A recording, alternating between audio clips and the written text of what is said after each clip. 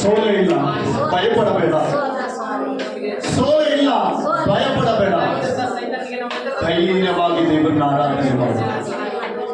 Hallelujah, hallelujah. ಶಬರಬಲದ ಶಬ್ದೋದಿಕಲ್ಲ. ಎಷ್ಟು ಜನ ನನಗೆ ಸೋಲು, ನನ್ನ ಜೀವಿತದಲ್ಲಿ ನಾನು ಸೋತು ಹೋಗ್ತೇನೆ, ವೈರಿಗಳ ಮುಂದೆ ನನ್ನ ತಲೆಯು ತಗ್ಗಿಸಲ್ಪಡುತ್ತದೆ ಎಂಬುದಾಗಿದ್ದೀರಾ? ಈ ಮುಂಜಾನೆ ದೇವರು ನಮ್ಮೆಲ್ಲರೊಂದಿಗೆ ಹೇಳ್ತಾ ಇದ್ದಾನೆ, ನೀನು ನಂಬಿ ಆತನ ಸನ್ನಿಧಿಗೆ ಬಂದಿರಿ, ಆತನು ನಿನ್ನನ್ನೆಂದೂ ಕೈ ಬಿಡಲ್ಲ, ನಿನ್ನನ್ನು ಅವಮಾನಕ್ಕೆ ಗುರಿ ಮಾಡಲ್ಲ ಎಂಬುದಾಗಿ ಯೆಶಾಯನ ಪ್ರವಾದನೆ ಗ್ರಂಥದಲ್ಲಿ ದೇವರ ವಾಕ್ಯ ಹೇಳ್ತಾ ಇದೆ. ಹಾಲೆಲೂಯಾ, ಜಯ ಕೊಡುವ ದೇವರಿಗೆ ಕೋಟಿ ಕೋಟಿ ಸ್ತೋತ್ರ.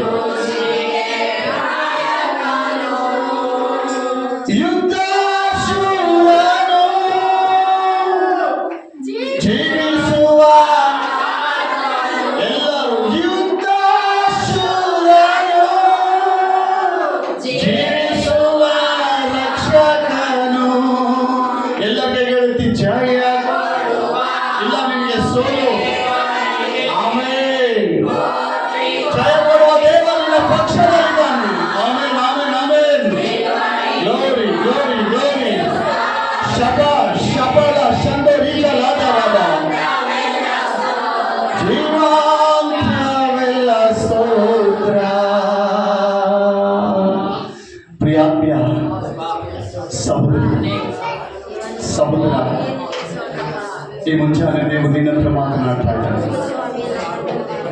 ವೈರಿಯ ಬಾಧೆಗೆ ಎದುರಿ, ರೋಗದ ಬಾಧೆಗೆ ಎದುರಿ, ಸೋಲಿನ ಬಾಧೆಗೆ ಎದುರಿ ಕುಗ್ಗಿ ಹೋಗಿದ್ಯಾ? ಆ ಬಾಧೆಗೆ ನಿನ್ನ ದೇವರು ಸಿಂಹ ಸ್ವಪ್ನವಾಗಿದ್ದಾನೆ. ಶತ್ರುಗಳಿಗೆ ನಿನ್ನ ದೇವರು, ನಿನ್ನ ಶತ್ರುಗಳಿಗೆ ಸಿಂಹ ಸ್ವಪ್ನವಾಗಿದ್ದಾನೆ.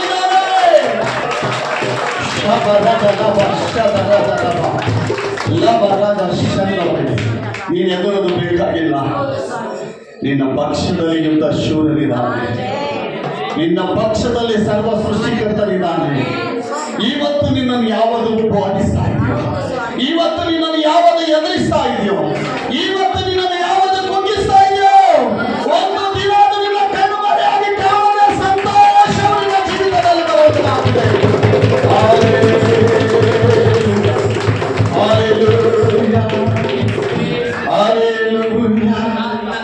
ಆರಾಧನೆ ಮಾಡಿ ಸುಮ್ಮನಿರದ ದೇವರಪ್ಪ ಎಂಬುದಾಗಿ, ಒಂದು ಆಮೇಲೆ ಎಂಬುದಾಗಿ ದೇವರಿಗೆ ಸ್ತೋತ್ರ ಮಾಡು. Hallelujah, hallelujah, hallelujah. ಹೌದಪ್ಪ, ನೀನು ನನ್ನನ್ನು ಕೈ ಬಿಡಲ್ಲ, ನೀನು ನನ್ನನ್ನು ಸೋಲಿಗೆ ಒಪ್ಪಿಸಲ್ಲ, ನೀನು ನನ್ನನ್ನು ಸೋಲಿಗೆ ಸಮರ್ಪಣೆ ಮಾಡಲ್ಲ.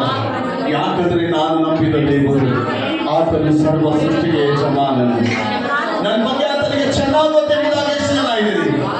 ನನ್ನನ್ನು ಆತನು ಚೆನ್ನಾಗಿ ಅರ್ಥ ಮಾಡಿದೆಂಬುದಾಗಿ ಎಲ್ಲರೂ ಸಂತೋಷದಿಂದ ಹೇಳುವ. ಆತ ನಿನ್ನ ಬಲಪಡಿಸುವ ದೇವರು, ನಿನ್ನ ಪಕ್ಷದಲ್ಲೇ ಇದ್ದಾನೆ. ನಿನ್ನನ್ನು ಆದರಣೆ ನೀಡುವ ದೇವರು ನಿನ್ನ ಪಕ್ಷದಲ್ಲಿದ್ದಾನೆ. ನಿನ್ನನ್ನು ಕೈ ಬಿಡದೆ ಇಮ್ಮಾನುವೇಲನು ಎಲ್ಲ ಸಮಯದಲ್ಲಿ ನಿನ್ನ ಸಂಗಡ ಇರುವ ದೇವರಾತನೇ. ನಿನ್ಗೇನಾಗ್ತದೆ ಎಂಬುದಾಗಿ ಭಯ ಬೇಡ. ಯೇಸು ಇದಾನೆ ಎಂಬುದಾಗಿ ಧೈರ್ಯವಾಗಿರು. ಯೌವನ ಜೀವಿತದಲ್ಲಿ ಅದೇ ನಡೀತು. ಯೌವನ ಎಲ್ಲವನ್ನೂ ಕಳೆದುಕೊಂಡ, ಆದರೆ ತನ್ನ ನಂಬಿಕೆಯನ್ನು ಬಿಡದೆ, ದೇವರ ಮೇಲಿರುವ ನಿರೀಕ್ಷೆಯನ್ನು ಬಿಡದೆ ಸಂತೋಷದಿಂದ ದೇವರನ್ನು ಆರಾಧನೆ ಮಾಡ. ಪ್ರಿಯಾತ್ಮೀಯರ, ಇಲ್ಲಿವರೆಗೆ ಹೋಗಿದ್ದ ನೆನೆಸಿ, ಇಲ್ಲಿವರೆಗೆ ಕಳೆದು ಹೋಗಿದ್ದ ನೆನೆಸಿ, ಇಲ್ಲಿವರೆಗೆ ಆಗು ಹೋಗುವುದನ್ನೆಲ್ಲ ನೆನೆಸಿ ಕೊರಗಬೇಡ. ದೇವರು ನಿನಗಾಗಿಟ್ಟಿರುವ ಆಶೀರ್ವಾದ ಭಯಂಕರವಾದ ಆಶೀರ್ವಾದ. ಮುಂದೆ ಅನೇಕ ಆಶೀರ್ವಾದಗಳನ್ನು ಕಾಯ್ತಾ ಇದ್ದಾವೆ. ಅದನ್ನು ಎದುರುಗೊಳ್ಳುವುದಕ್ಕಾಗಿ ಸಂಸಿದ್ಧನಾಗು. ಹಾಲೆಲೂಯಾ. హల్లెలూయా హల్లెలూయా హల్లెలూయా. స్తోత్రం స్తోత్రం స్తోత్రం స్తోత్రం. నాతో మాట్లాడు ప్రభువా, నీవే మాట్లాడమయ్యా. నాతో నీవే మాట్లాడమయ్యా.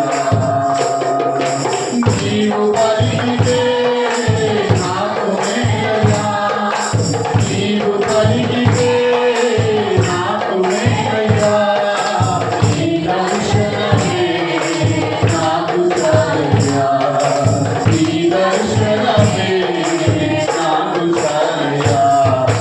నాతో నీవే మాట్లాడమయ్యా. మాట్లాడితే మరి ప్రార్థన చేద్దాం. ఆయన వాక్యము, ఆయన మాటలను ప్రకటిస్తూనే వినందున వారు. నీ వాక్యమే నన్ను బ్రతికించేది, నా బాధలను నెమ్మదినిచ్చేది. నీ అందుకు పాడమ్మా. అవునయ్యా, నన్ను బ్రతికించే నీ వాక్యం యేసయ్యా. నెమ్మదినిచ్చేది. నీవు పలికితే నాకు మేలయ్యా, నీవు పలికితే నాకు మేలయ్యా. నీ దర్శనమే నీ దర్శనమే నాకు చాలయ్యా. నాతో ఆయన మాట్లాడితే మనకి క్షేమమే. నాతో మాట్లాడు ప్రభువా, నీవే నీ వాక్యమే, నీ వాక్యమే స్వస్థత కలిగించేది, నా వేదనలో ఆదరణిచ్చేది. నీ వాక్యమే స్వస్థత కలిగించేది, నా వేదనలో ఆదరణిచ్చేది. నీవు పలికితే నీవు పలికితే నాకు మేలయ్యా. నీ దర్శనమే నాకు చాలయ్యా, నీ దర్శనమే నాతో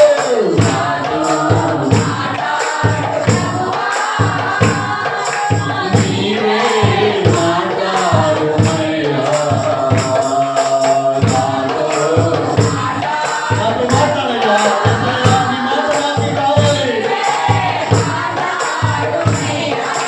నీ వాక్యమే నన్ను నడిపించేది, నా మార్గములో వెలుగునిచ్చేది.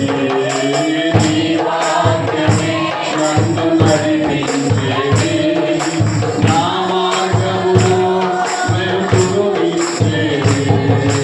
నీవు పలికితే నీవు పలికితే నాకు మేలయ్యా. నీ దర్శనమే నాకు చాలయ్యా, నీ దర్శనమే నాకు చాలయ్యా. నాతో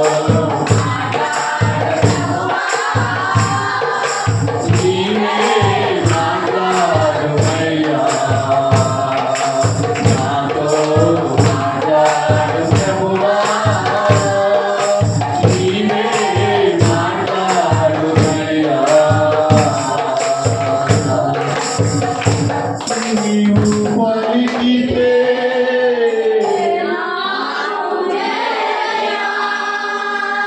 నీవు పలికితే నాకు మేలయ్యా. నీ దర్శనం ఎంతమంది? నీ దర్శనమే నాతో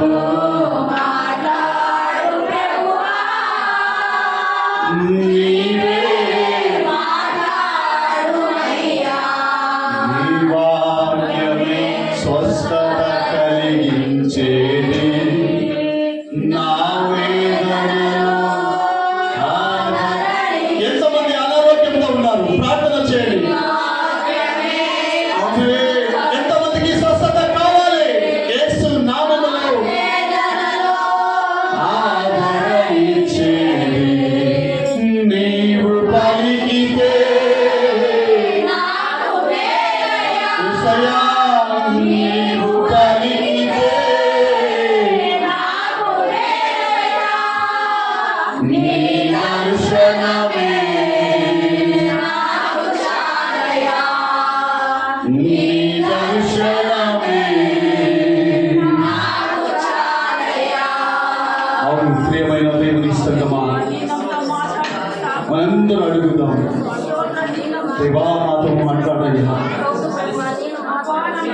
యేసయ్యాను మాట్లాడకపోతే మాకి స్వస్థత లేదయ్యా. మీరు మాట్లాడితే మాకి స్వస్థతయ్యా, మీరు మాట్లాడితే మాకి క్షేమమయ్యా అని వారు ఎంతమంది ఉన్నారు. ఈ ఆరాధనలో మనందరూ ఏకీభవిస్తాం, ఈ ఆరాధనలో ఏకీభవిస్తాం. ఆయన సన్నిధిలో మనందరూ ఆరాధన చేస్తాం. నీ సన్నిధానంలో పరిపూర్ణ సంతోషం ఆరాధించుకునే విలువైన అవకాశం. నీ సన్నిధానంలో పరిపూర్ణ సంతోషం ఆరాధించుకునే విలువైన నాకు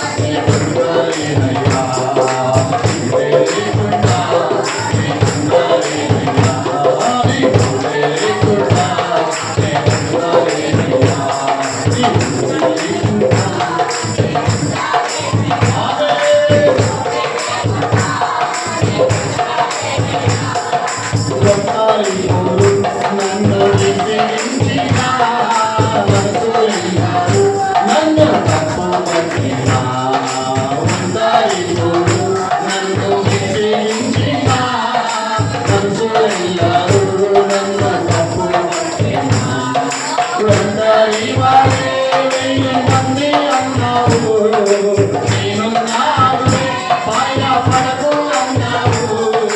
అంతరే కాదే వెయ్యి మంది అన్నావు. నేనున్నానులే భయపడకు అన్నావు.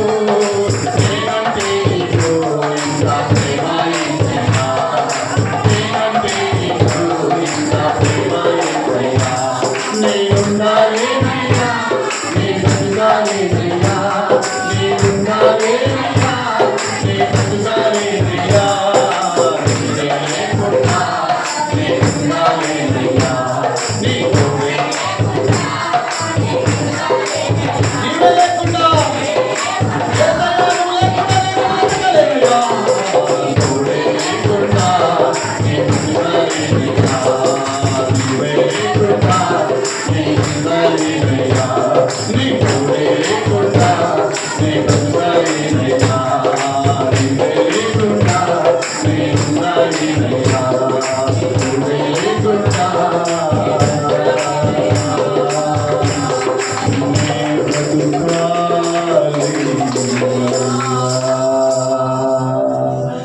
రాజా నీ సన్నిధిలోనే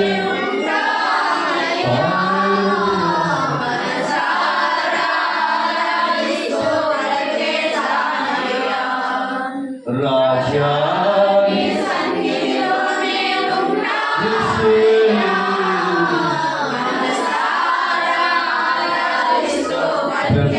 బ్రతికిస్తానయ్యా. నేనుండాలేనయ్యా, నీ బ్రతుకాలేనయ్యా. నేనుండాలే ಎಲ್ಲರೂ చెప్పకూడదు. ఆమేన్.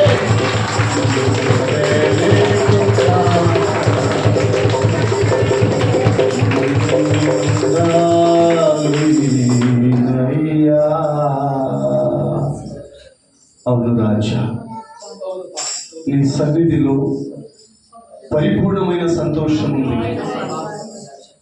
ఇక్కడ నీ సన్నిధిలో ఆరాధించేటప్పుడు ఏదైతే మనము కోల్పోయామో మళ్ళా మన రాజైన యేసుక్రీస్తు తిరిగి అందించేవాడు, తిరిగి రెండంతలుగా ఆశీర్వదించే దేవుడు. ఒక వంతు నువ్వు కోల్పోయి దేవుని సన్నిధికి వచ్చి దేవా నా పరిస్థితి ఇది అని దేవునికి నువ్వు సమర్పణ చేస్తే నా దేవుడు అంటాడు, పోయిన వాటి గురించి ఎప్పటికీ ఆలోచించొద్దు, కొత్త వాటిని నేను సృష్టించి నిన్ను ఆశీర్వదించగలిగిన సామర్థ్యం కలిగిన దేవాది దేవుడు నేనే అని. హల్లెలూయా, హల్లెలూయా, హల్లెలూయా. పరిశుద్ధుడా, ఇంతవరకు నీ సన్నిధిలో మనందరినీ చక్కటి ఆరాధనతో నడిపించి బలపరిచినందుకు స్తోత్రం. నడిపించిన విధానాన్ని బట్టి నీకు స్తోత్రం. నడిపించిన కృపాను బట్టి నీకు స్తోత్రం. అయ్యా, మాతో మాట్లాడేసయ్యా. ఎస్సయ్యా, మీరు మాతో మాట్లాడండి. మీ మాట మాకి అవసరమైంది ఎస్సయ్యా. మీ మాట మాకి క్షేమము కలిగిస్తుంది ఎస్సయ్యా. నీ మాట ఆపదల నుంచి విడిపిస్తుంది. నీ మాట జీవము కలిగిన మాట ఎస్సయ్యా. ఆ మాట ద్వారా మనతో మాట్లాడి మహిమ పొందండి రాజా. ఈ సమయంలో ఇంతవరకు మనందరినీ ఆరాధనలు నడిపించి చక్కటిగా బలపరిచి ఆరాధనలు మనందరినీ ఏకీభవించేందుకు ఆయా ప్రాంతం నుంచి వచ్చిన ప్రజల్ని దర్శించి ఆశీర్వదించి బహుబలంగా ప్రజలు మీరు వాడుకోండి ఆయన. నీ ఆత్మశక్తితో నింపండి. మనుషుల మాట కాదేసయ్యా, నువ్వు పలికి తెచ్చావయ్యా. నీ మాటకి విలువ ఉంది. నీ మాటకి అందరూ లోపడతారయ్యా. నా మాటకి కాదయ్యా, నేను బలహీనుని. నా మాటలో ఏ శక్తి లేదయ్యా, ఏ తెలివితేటలు నాలో లేదయ్యా, ఏ బలము నాలో లేదేసయ్యా. నీ సన్నిధికి వచ్చిన వారందరినీ సమర్పణ చేస్తాం. వాక్యం కొరకు ప్రార్థన చేస్తాం. మన మధ్యలో సహోదరి యశోద ప్రార్థన చేస్తుంది.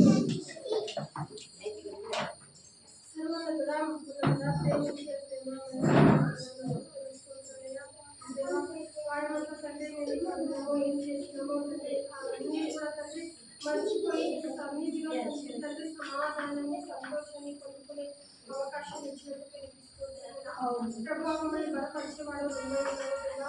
అవును తండ్రి, పడిపోయిన స్థితి వాడిని ఉన్నవాడిని దేవుని ప్రేమించే ప్రేమ మరణానికి అయ్యా, మేము ఏ పార్టీ వాళ్ళమయ్యా, ఇంతమంది ఈ లోకంలో ఎంతో మంది ఎన్నో ఉన్నతమైన స్థితిలో ఉన్న వారందరినీ వదిలి తండ్రి ఎక్కడో పడిన మమ్మల్ని ఎందుకు మీ నామాన్ని మహిమపరచడానికి ఎందుకు స్తోత్రములు. మేము ఏ పార్టీ వాళ్ళం దేవా, మాపై మీ ప్రాణాన్ని తండ్రి జీవితంలో స్తోత్రములు. తండ్రి ఒక వాక్యం కొరకు ప్రార్థిస్తున్నాం.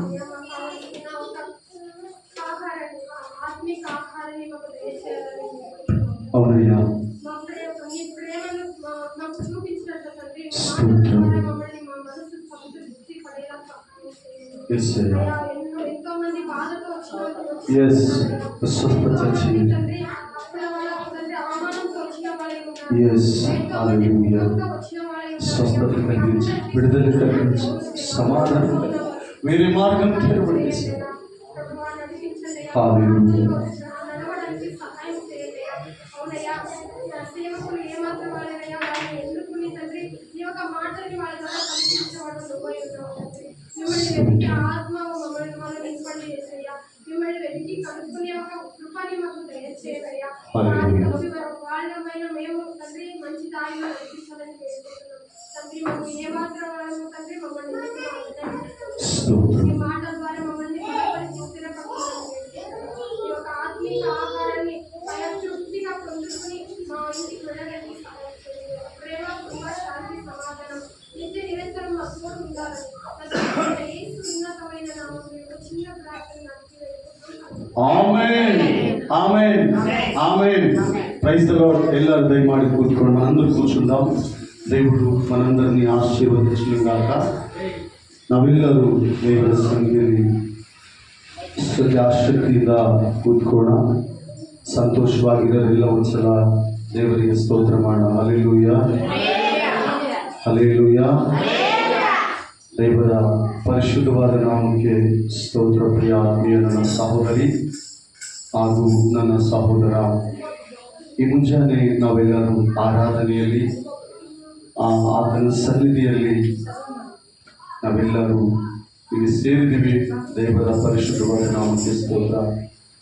ಹಾಗೆ ದೇವರು ನಿಮ್ಮ ಪಯಣದಲ್ಲಿ ದೇವರು ನಿಮ್ಮನ್ನು ಆಶೀರ್ವಾದ ಮಾಡಿದ ಹಾಗೆ ನಿಮ್ಮ ಎಲ್ಲ ಕೆಲಸ ಕಾರ್ಯಗಳನ್ನು ದೇವರು ಸಫಲಪಡಿಸಿ ನಿಮ್ಮನ್ನು ಆಶೀರ್ವಾದ ಮಾಡಲಿ. ನಿಮ್ಮನ್ನು ದೇವರು ಉನ್ನತ ಸ್ಥಿತಿಗೆ ತರಲಿ. ದೇವರು ನಿಮ್ಮನ್ನು ಅತ್ಯಂತವಾಗಿ ಹೆಚ್ಚಿಸಿ ನಿಮ್ಮ ಪ್ರಯಾಸವೆಲ್ಲ ಕೂಡ ಸಫಲ ಮಾಡಿ ಆಶೀರ್ವಾದ ಮಾಡಲಿ. ಹಾಗೆ ಆರೋಗ್ಯವಿಲ್ಲದೆ ಬಂದಿರುವ ಜನರಿಗಾಗಿ ನಾನು ಸ್ತೋತ್ರ ಮಾಡ್ತಾ ಇದ್ದೀನಿ. ಬಂದಿರುವಂಥ ಅಂಥ ಜನರನ್ನು ದೇವರು ದರ್ಶಿಸಿ ಆರೋಗ್ಯ ಕೊಟ್ಟು ಸಂಪೂರ್ಣವಾದ ಪರಿಪೂರ್ಣವಾದ ಬಿಡುಗಡೆಯನ್ನು ಕೊಟ್ಟು ದುರಾತ್ಮನಿಂದ ಬಿಡುಗಡೆ ಮಾಡಬೇಕೆಂಬುದಾಗಿ ನಾನು ದೇವರಿಗೆ ಸ್ತೋತ್ರ ಮಾಡ್ತಾ ಇದ್ದೀನಿ. ಹಲ್ಲೆಲೂಯಾ. ಈ ಸಮಯದಲ್ಲಿ ನನ್ನ ಆತ್ಮೀಯರೇ, ದೇವರ ವಾಕ್ಯ ನಮಗೆ ಬಹಳ ಪ್ರಾಮುಖ್ಯವಾದಂಥದ್ದು. ಈ ಸಮಯದಲ್ಲಿ ನಾವು ದೇವರ ವಾಕ್ಯಕ್ಕೆ ಹೋಗೋಣ. ದೇವರ ವಾಕ್ಯವು ನಮ್ಮನ್ನು ಬಲಪಡಿಸುವಂಥದ್ದಾಗಿದೆ. ದೇವರ ವಾಕ್ಯದಲ್ಲಿ ಅನೇಕ ವಿಷಯಗಳನ್ನು ನಮಗೆ ದೇವರು ಕಲಿಸುವವರಾಗಿದ್ದಾರೆ. ಆದ್ದರಿಂದ ದೇವರ ವಾಕ್ಯಕ್ಕೆ ಯಾವುದೇ ನಿರ್ಬಂಧವಿಲ್ಲ. ದೇವರ ವಾಕ್ಯಕ್ಕೆ ನಾವು ಬದ್ಧರಾಗಿರುವುದಾದರೆ ದೇವರ ನಡೆಸುವಿಕೆ, ದೇವರ ವಿಮೋಚನೆ, ದೇವರ ರಕ್ಷಣೆ, ದೇವರ ಸಮೃದ್ಧಿ, ದೇವರ ಆಶೀರ್ವಾದ ಇದೆಲ್ಲ ಕೂಡ ಕೇವಲ ದೇವರ ವಾಕ್ಯದಿಂದ ನಾವು ನೋಡ್ಬೋದು. ಇದನ್ನು ಅನುಭವಿಸಲಿಕ್ಕೆ, ಇದನ್ನು ನೋಡಲಿಕ್ಕೆ, ಇದರಲ್ಲಿ ನಾವು ಸಮೃದ್ಧಿಯಾಗಿ ಇರಲಿಕ್ಕೆ ನೋಡಿ ಪ್ರಿಯರೇ, ಸೈತಾನನು ಕೆಲವೊಂದು ಸಾರಿ ನಮ್ಮನ್ನು ಬಿಡಲ್ಲ. ನಮಗೆ ಯಾರು ಅಡ್ಡಿದ್ದಾರೆ ಈ ಲೋಕದಲ್ಲಿ? ಹಲ್ಲೆಲೂಯಾ. ಒಬ್ಬ ವೈರಿ ಇದ್ದಾನೆ. ಆ ವೈರಿಯೇ ಆತನ ಹೆಸರು ಸೈತಾನನು. ಈ ಸೈತಾನನ ಮುಂದೆ ಈ ಸೈತಾನನು ಇಲ್ಲಿರುವ ಪ್ರತಿಯೊಬ್ಬರಿಗೂ ನನ್ನ ಮೊದಲುಗೊಂಡು ಅಂದ್ರೆ ದೇವರಿಂದ ಬರುವ ಆಶೀರ್ವಾದಗಳನ್ನು ಹೊಂದದಂತೆ ತಡೆ ಹಿಡಿಯುವ ಶಕ್ತಿ ಇವನಿಗಿದೆ. ಆದರೆ ತಡೆ ಹಿಡಿಯುವಂತಹ ಈ ಆಶೀರ್ವಾದಗಳನ್ನು ದೇವರು 2ರಷ್ಟು ಏರಿಳವಾಗಿ ಕೊಡುವಂತ ಶಕ್ತಿಯು ಮತ್ತೆ ದೇವರಲ್ಲಿದೆ. 1 to double ಅಂದ್ರೆ ಒಂದು ಅವನು ನಮ್ಮನ್ನು ವಂಚಿಸಿದ್ರು ತಿರುಗಿ ದೇವರು 2ರಷ್ಟು ಕೊಡಲಿಕ್ಕೆ ಶಕ್ತನಾಗಿದ್ದಾನೆ. ಆದರೆ ಇದು ಒಂದು ಸಾರಿ ನಾವು ದುರಾತ್ಮನಿಂದ ಇಲ್ಲ ಸೈತಾನನ ಕೈಯಿಂದ ವಂಚಿತರಾಗಿರುವುದಾದ್ರೆ ದೇವರ ಸಮೀಪಕ್ಕೆ ಬಂದು, ದೇವ ನಿನ್ನ ಹಸ್ತದಲ್ಲಿ ನಾವಿರುವುದಾದ್ರೆ ನಮಗೆ ಕ್ಷೇಮ, ಶಾಂತಿ, ಆಶೀರ್ವಾದ ಎಂಬುದಾಗಿ ತಿಳಿದು ಆತನ ಪಾದ ಸಮ್ಮುಖದಲ್ಲಿ ಬರುವುದಾದ್ರೆ ಸೈತಾನನು ಏನು ನಮ್ಮಿಂದ ಕದ್ದಿದಾನೋ ದೇವರು 2ರಷ್ಟು ನಮಗೆ ಕೊಟ್ಟು ಅವನ ಮುಂದೆ ನಮ್ಮನ್ನು ಬಲಪಡಿಸಲಿಕ್ಕೆ ದೇವರು ಶಕ್ತನಾಗಿದ್ದಾನೆ. ಆದರೆ ದೇವರ ಸನ್ನಿಧಿಯಲ್ಲಿ ಕೆಲವು ವಿಷಯಗಳಲ್ಲಿ ಇದನ್ನ ನಾವು ತಿಳಿದುಕೊಳ್ಳೋಣ. ದೇವರ ಮುಂದೆ ನಾವು ಸ್ವಸ್ಥ ಚಿತ್ತರಾಗಿರ್ಬೇಕಂತ. ಹೆಂಗಿರ್ಬೇಕು ಹೇಳ್ರಿ? ಸ್ವಸ್ಥ ಚಿತ್ತರು. ಒಂದು ವೇಳೆ ನಿನಗೆ ಬಡತನ ಇದೆ, ಸರಿಯಾದ ಸೌಲಭ್ಯಗಳಿಲ್ಲ, ಸರಿಯಾದ ವ್ಯವಸ್ಥೆ ಇಲ್ಲ, ಶರೀರದಲ್ಲಿ ಅನಾರೋಗ್ಯ, ಬಾಧೆ ಇವೆಲ್ಲ ಇದ್ದಾವೆ, ಆದರೆ ಆತ್ಮಕ್ಕೇನು ರೋಗ ಇಲ್ಲಲ್ಲ ಪ್ರಿಯರೇ? ಆತ್ಮಕ್ಕೆ ರೋಗ ಇದೆಯಾ? ಯೋಗನ ಅದೇ ಹೇಳ್ತಾ ಇದ್ದಾರೆ, ನನ್ನ ಶರೀರವೆಲ್ಲ ರೋಗದ ಪಾಲಾದರೂ ದೇವರಿಂದ ಹೊಂದಿದ ಆತ್ಮಕ್ಕೆ ರೋಗವೇ ಇಲ್ಲ, ಯಾವ ರೋಗವಿಲ್ಲ. ಹಾಗೆ ಸ್ವಸ್ಥ ಚಿತ್ತರಾಗಿರಿ ಎಂಬುದಾಗಿ ಫಸ್ಟ್ ಪೇತ್ರನು ಬರೆದ ಪತ್ರಿಕೆ 5ನೇ ಅಧ್ಯಾಯ 8ನೇ ವಚನ. ನೀವು ಸ್ವಸ್ಥ ಚಿತ್ತರಾಗಿರಿ, ಎಚ್ಚರವಾಗಿರಿ. ನಿಮ್ಮ ವಿರೋಧಿಯಾಗಿರುವ ಸೈತಾನನ್ನು ಗರ್ಜಿಸುವ ಸಿಂಹದೋಪಾದಿಯಲ್ಲಿ ಯಾರನ್ನು ನುಂಗಲಿ ಎಂದು ಹುಡುಕುತ್ತಾ ತಿರುಗುತ್ತಾನೆ. ನೀವು ನಂಬಿಕೆಯಲ್ಲಿ ದೃಢವಾಗಿರಬೇಕು. ಹೆಂಗಿರ್ಬೇಕಂತ ಪ್ರೇರೆ? ನಂಬಿಕೆಯಲ್ಲಿ ಹೆಂಗಿರ್ಬೇಕು ಹೇಳ್ರಿ? ಒಂದು ಮನೆ ಕಟ್ಟಿದ್ರೆ ಅದನ್ನ ಹೆಂಗ್ ಕಟ್ತೀವಿ ಹೇಳ್ರಿ? ನಾವು ಒಂದು ಮನೆ ಕಟ್ಟಿದ್ರೆ ಹೆಂಗ್ ಕಟ್ತೀವಿ ಹೇಳ್ರಿ? ನಾವು ಅದರಲ್ಲಿ ಜೀವಿಸಿ ನಮ್ಮ ಮಕ್ಕಳು ಮೊಮ್ಮಕ್ಕಳು ಕೂಡ ಅದರಲ್ಲಿ ಜೀವಿಸಬೇಕು. ಅದು ಇವತ್ತಿಗೆ ಹೋಗ್ಲಂತ ಕಟ್ಟಲ್ಲ ಯಾರು ಪ್ರೇರೆ. ಇವತ್ತೇ ಸಾಕು, ಇವತ್ತು ಒಂದ್ ದಿವಸ ಇದ್ದು ನಾಳೆ ಅದಿಲ್ಲದೆ ಪರವಾಗಿಲ್ಲ ಅಂತ ಯಾರು ಅದನ್ನು ಕಟ್ಟಲ್ಲ. ಅದನ್ನು ಕಟ್ಟುವ ಉದ್ದೇಶ ಏನ್ ಗೊತ್ತಾ? ನಾವು ಅದರಲ್ಲಿ ನಿವಾಸಿಸಬೇಕು, ನಮ್ಮ ತದನಂತರ ಸಂತಾನ ಕೂಡ ಅದರಲ್ಲಿ ಇರಬೇಕು ಎಂಬುದಾಗಿ. ಆದ್ರೆ ದೇವರು ಇದನ್ನ ಒಂದು ಉತ್ತಮವಾದ ಪಾಠವನ್ನು ನಮಗೆ ಕಲಿಸ್ತಾ ಇದ್ದಾರೆ. ನಮ್ಮ ವಿರೋಧಿ ಯಾರಂತ ಹೇಳ್ರಿ? ಈಗ ನಾನು ಇದ್ದವ್ರು ಯಾರಾದ್ರೂ ಹೇಳ್ರಿ? ಇದು ಸೈತಾನ ನಮ್ಮ ವಿರೋಧಿ. ಬೈಬಲ್ ಕ್ಲಿಯರ್ ಆಗಿ ಹೇಳ್ತಾ ಇದ್ದಾರೆ, ನಮ್ಮ ವಿರೋಧಿ ಯಾರು ಹೇಳ್ರಿ? ನಿನ್ನನ್ನು ಅಭಿವೃದ್ಧಿ ಆಗದಂತೆ ಮಾಡುವುದು ಯಾರು ಹೇಳ್ರಿ? ನಿನ್ನ ಅನಾರೋಗ್ಯಕ್ಕೆ ಗುರಿ ಮಾಡೋದು ಯಾರು ಹೇಳ್ರಿ? ನಿನ್ನ ಬಡತನ ಸ್ಥಿತಿಗೆ ಒಯ್ಯೋದು ಯಾರು ಹೇಳ್ರಿ? ನಿನ್ನ ಸಾಲ ಮಾಡುವುದು ಯಾರು? ನಾನಾ ವಿಧವಾದ ಕಷ್ಟ ಬೀಳಲಿಕ್ಕೆ ಕಾರಣ ಯಾರು ಹೇಳ್ರಿ? ಸೈತಾನ. ನಾವು ದೇವರ ಮಾತು ಆಯಾ ಸಂದರ್ಭದಲ್ಲಿ ಕೇಳ್ತಾ ಇದ್ದೀವಿ, ದೇವರ ಸನ್ನಿಧಿಗೆ ಬರ್ತಾ ಇದೀವಿ. ಒಳ್ಳೆ ಮೇನ್ ಪೊಸಿಷನ್ ಅಲ್ಲಿ ನಾವು ಇರ್ಬೇಕು. ಮೇನ್ ಪೊಸಿಷನ್ ಆದಂತ ದೇವರ ವಾಕ್ಯವನ್ನು ಕೇಳಬೇಕು. ಅಲ್ಲಿ ನಮ್ಮನ್ನು ಪಾಯಿಂಟ್ ಔಟ್ ಮಾಡ್ತಾರೆ ಯಾರು? ಸೈತಾನನು. ಯಾವಾಗ ನಾವು ಕೇಳಬೇಕು ಅದನ್ನು ಕೇಳದಂತೆ ನಮಗೆ ಒಂದು ಮತಿ ಅನ್ನೋದು ತೆಗೆದಾಕಿ ಬೇರೆ ವಿಧದಲ್ಲಿ ನಮ್ಮನ್ನು ನಡೆಸ್ತಾನೆ. ಆದ್ರಿಂದ ದೇವರ ವಾಕ್ಯ ಹೇಳ್ತದೆ, ಸ್ವಸ್ಥ ಚಿತ್ತರಾಗಿರಿ, ಎಚ್ಚರವಾಗಿರಿ. ಹೆಂಗಿರ್ಬೇಕಂತ ನಾವು? ಹಲ್ಲೆಲೂಯಾ. ಓದ್ರಿ 1ನೇ ಪೇತ್ರ ಬರೆದ ಪತ್ರಿಕೆ 5ನೇ ಅಧ್ಯಾಯ 8ನೇ ವಚನ. ಸ್ವಸ್ಥ ಚಿತ್ತರಾಗಿರಿ, ಎಚ್ಚರವಾಗಿರಿ. ಹೆಂಗಿರ್ಬೇಕಂತ ಫಸ್ಟ್ ಪೇತ್ರನು ಬರೆದ ಪತ್ರಿಕೆಯಲ್ಲಿ ದೇವರ ವಾಕ್ಯದಿಂದ ನಮ್ಮನ್ನು ಎಚ್ಚರಿಸ್ತಾ ಇದೆ. ಸ್ವಸ್ಥ ಚಿತ್ತರಾಗಿ. ಏನಕ್ಕಾಗಿ ಸ್ವಸ್ಥ ಚಿತ್ತರಾಗಿರ್ಬೇಕು?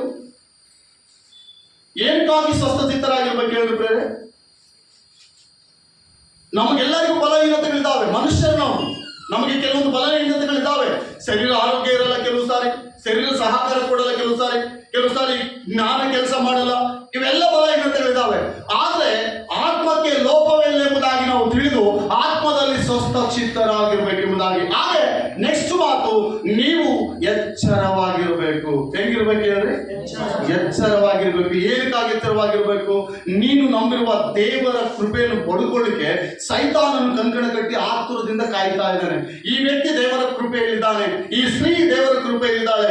ಈ ದೇವರ ಕೃಪೆ ನೀವು ಹೊರಗೆ ತರಬೇಕು, ಹೆಂಗಾದ್ರೂ ಮಾಡಿ ಹೊರಗೆ ತರಬೇಕು, ದೇವರಿಂದ ಹೊರಗೆ ತರಬೇಕೆಂಬುದಾಗಿ ಅವನು ಸತತ ಪ್ರಯತ್ನ ಮಾಡ್ತಾ ಇರ್ತಾನೆ. ನಿನಗೆ ಬಾಧೆಯನ್ನು ಕೊಡ್ತಾ ಇರ್ತಾನೆ. ಕೆಲವು ಸಾರಿ ನಿನಗೆ ಆ ಶರೀರ ಸಹಕರಿಸಲ್ಲ, ಕೈಕಾಲುಗಳು ಸಹಕರಿಸಲ್ಲ, ಬುದ್ಧಿ ಸಹಕರಿಸಲ್ಲ, ಒಂದು ಸಾರಿ ಆರೋಗ್ಯ ಇರಲ್ಲ, ಏನೇನೋ ತಂದು ಕೊಡ್ತಾನೆ. ಆದ್ರೆ ಅವೆಲ್ಲದರ ಮಧ್ಯದಲ್ಲಿ ನೀನು ದೇವರ ವಾಕ್ಯ ಹೇಳ್ತದೆ, ನಂಬಿಕೆಯನ್ನು ದೃಢವಾಗಿರ್ರಿ. ಯಾವ್ದ್ರಲ್ಲಿ ದೃಢವಾಗಿರ್ಬೇಕು ಹೇಳ್ರಿ? ಅಲ್ಲಿ ಓದಪ್ಪ, ಸ್ವಲ್ಪ ಎಲ್ಲರೂ ಎಚ್ಚರದಿಂದ ಕೇಳಿಸ್ಕೊಳ್ರಿ. ಸ್ವಸ್ಥ ಚಿತ್ತರಾಗಿರಿ, ಎಚ್ಚರವಾಗಿರಿ. ಹೆಂಗಿರ್ರಿ? ಎಚ್ಚರವಾಗಿರ್ರಿ. ನಿಮ್ಮ ವಿರೋಧಿಯಾಗಿರುವ ಸೈತಾನನ್ನು ಗರ್ಜಿಸುವ ಸಿಂಹದೋಪಾದಿಯಲ್ಲಿ ಯಾರನ್ನು ನುಂಗಲಿ ಎಂದು ಹುಡುಕುತ್ತಾ ತಿರುಗುತ್ತಾ ನೀವು ನಂಬಿಕೆಯಲ್ಲಿ ದೃಢವಾಗಿದ್ದು ಅವರನ್ನು ಎದುರಿಸಿರಿ. ఏం ಮಾಡ್ಬೇಕಂತ? ಅವನನ್ನು ఎదుర్చడానికి ఆయుధం ఏం చెప్పండి? వాడిని ఎత్తబడించడానికి ఆయుధం ఏం చెప్పండి? నీలో ఎంత ధనం ఉంటే వాడు భయపడిపోడు. నీలో ఎంత శక్తి సామర్థ్యం ఉంటే వాడు అసలు భయపడు. నీకు ఎంత బలం ఉంటే కూడా, ఒకవేళ పొలిటికల్ బలం కావచ్చు, ధన బలం కావచ్చు, ఆస్తి బలం కావచ్చు, జ్ఞాన బలం కావచ్చు, దేహ బలం కావచ్చు, ఇవేమిటికి కూడా సాతానుడు భయపడేవాడు కాదు. ఏదో నీలో ఉంటే వాడు భయపడతారంటే ನಮ್ಮುಗಮನೆ ನಂಬಿಕೆ ಎಂಬ ಆಯುಧ. ಹಲ್ಲೆಲೂಯಾ. ಯಾವುದಕ್ಕೆ ಭಯಪಡ್ತಾರಂತ? ನಂಬಿಕೆಯಲ್ಲಿ ನಾವು ನಂಬಿಕೆಯಲ್ಲಿ ದೃಢವಾಗಿರ್ಬೇಕಂತ. ನಂಬಿಕೆಯಲ್ಲಿ ಹೆಂಗಿರ್ಬೇಕಂತ ಹೇಳ್ರಿ?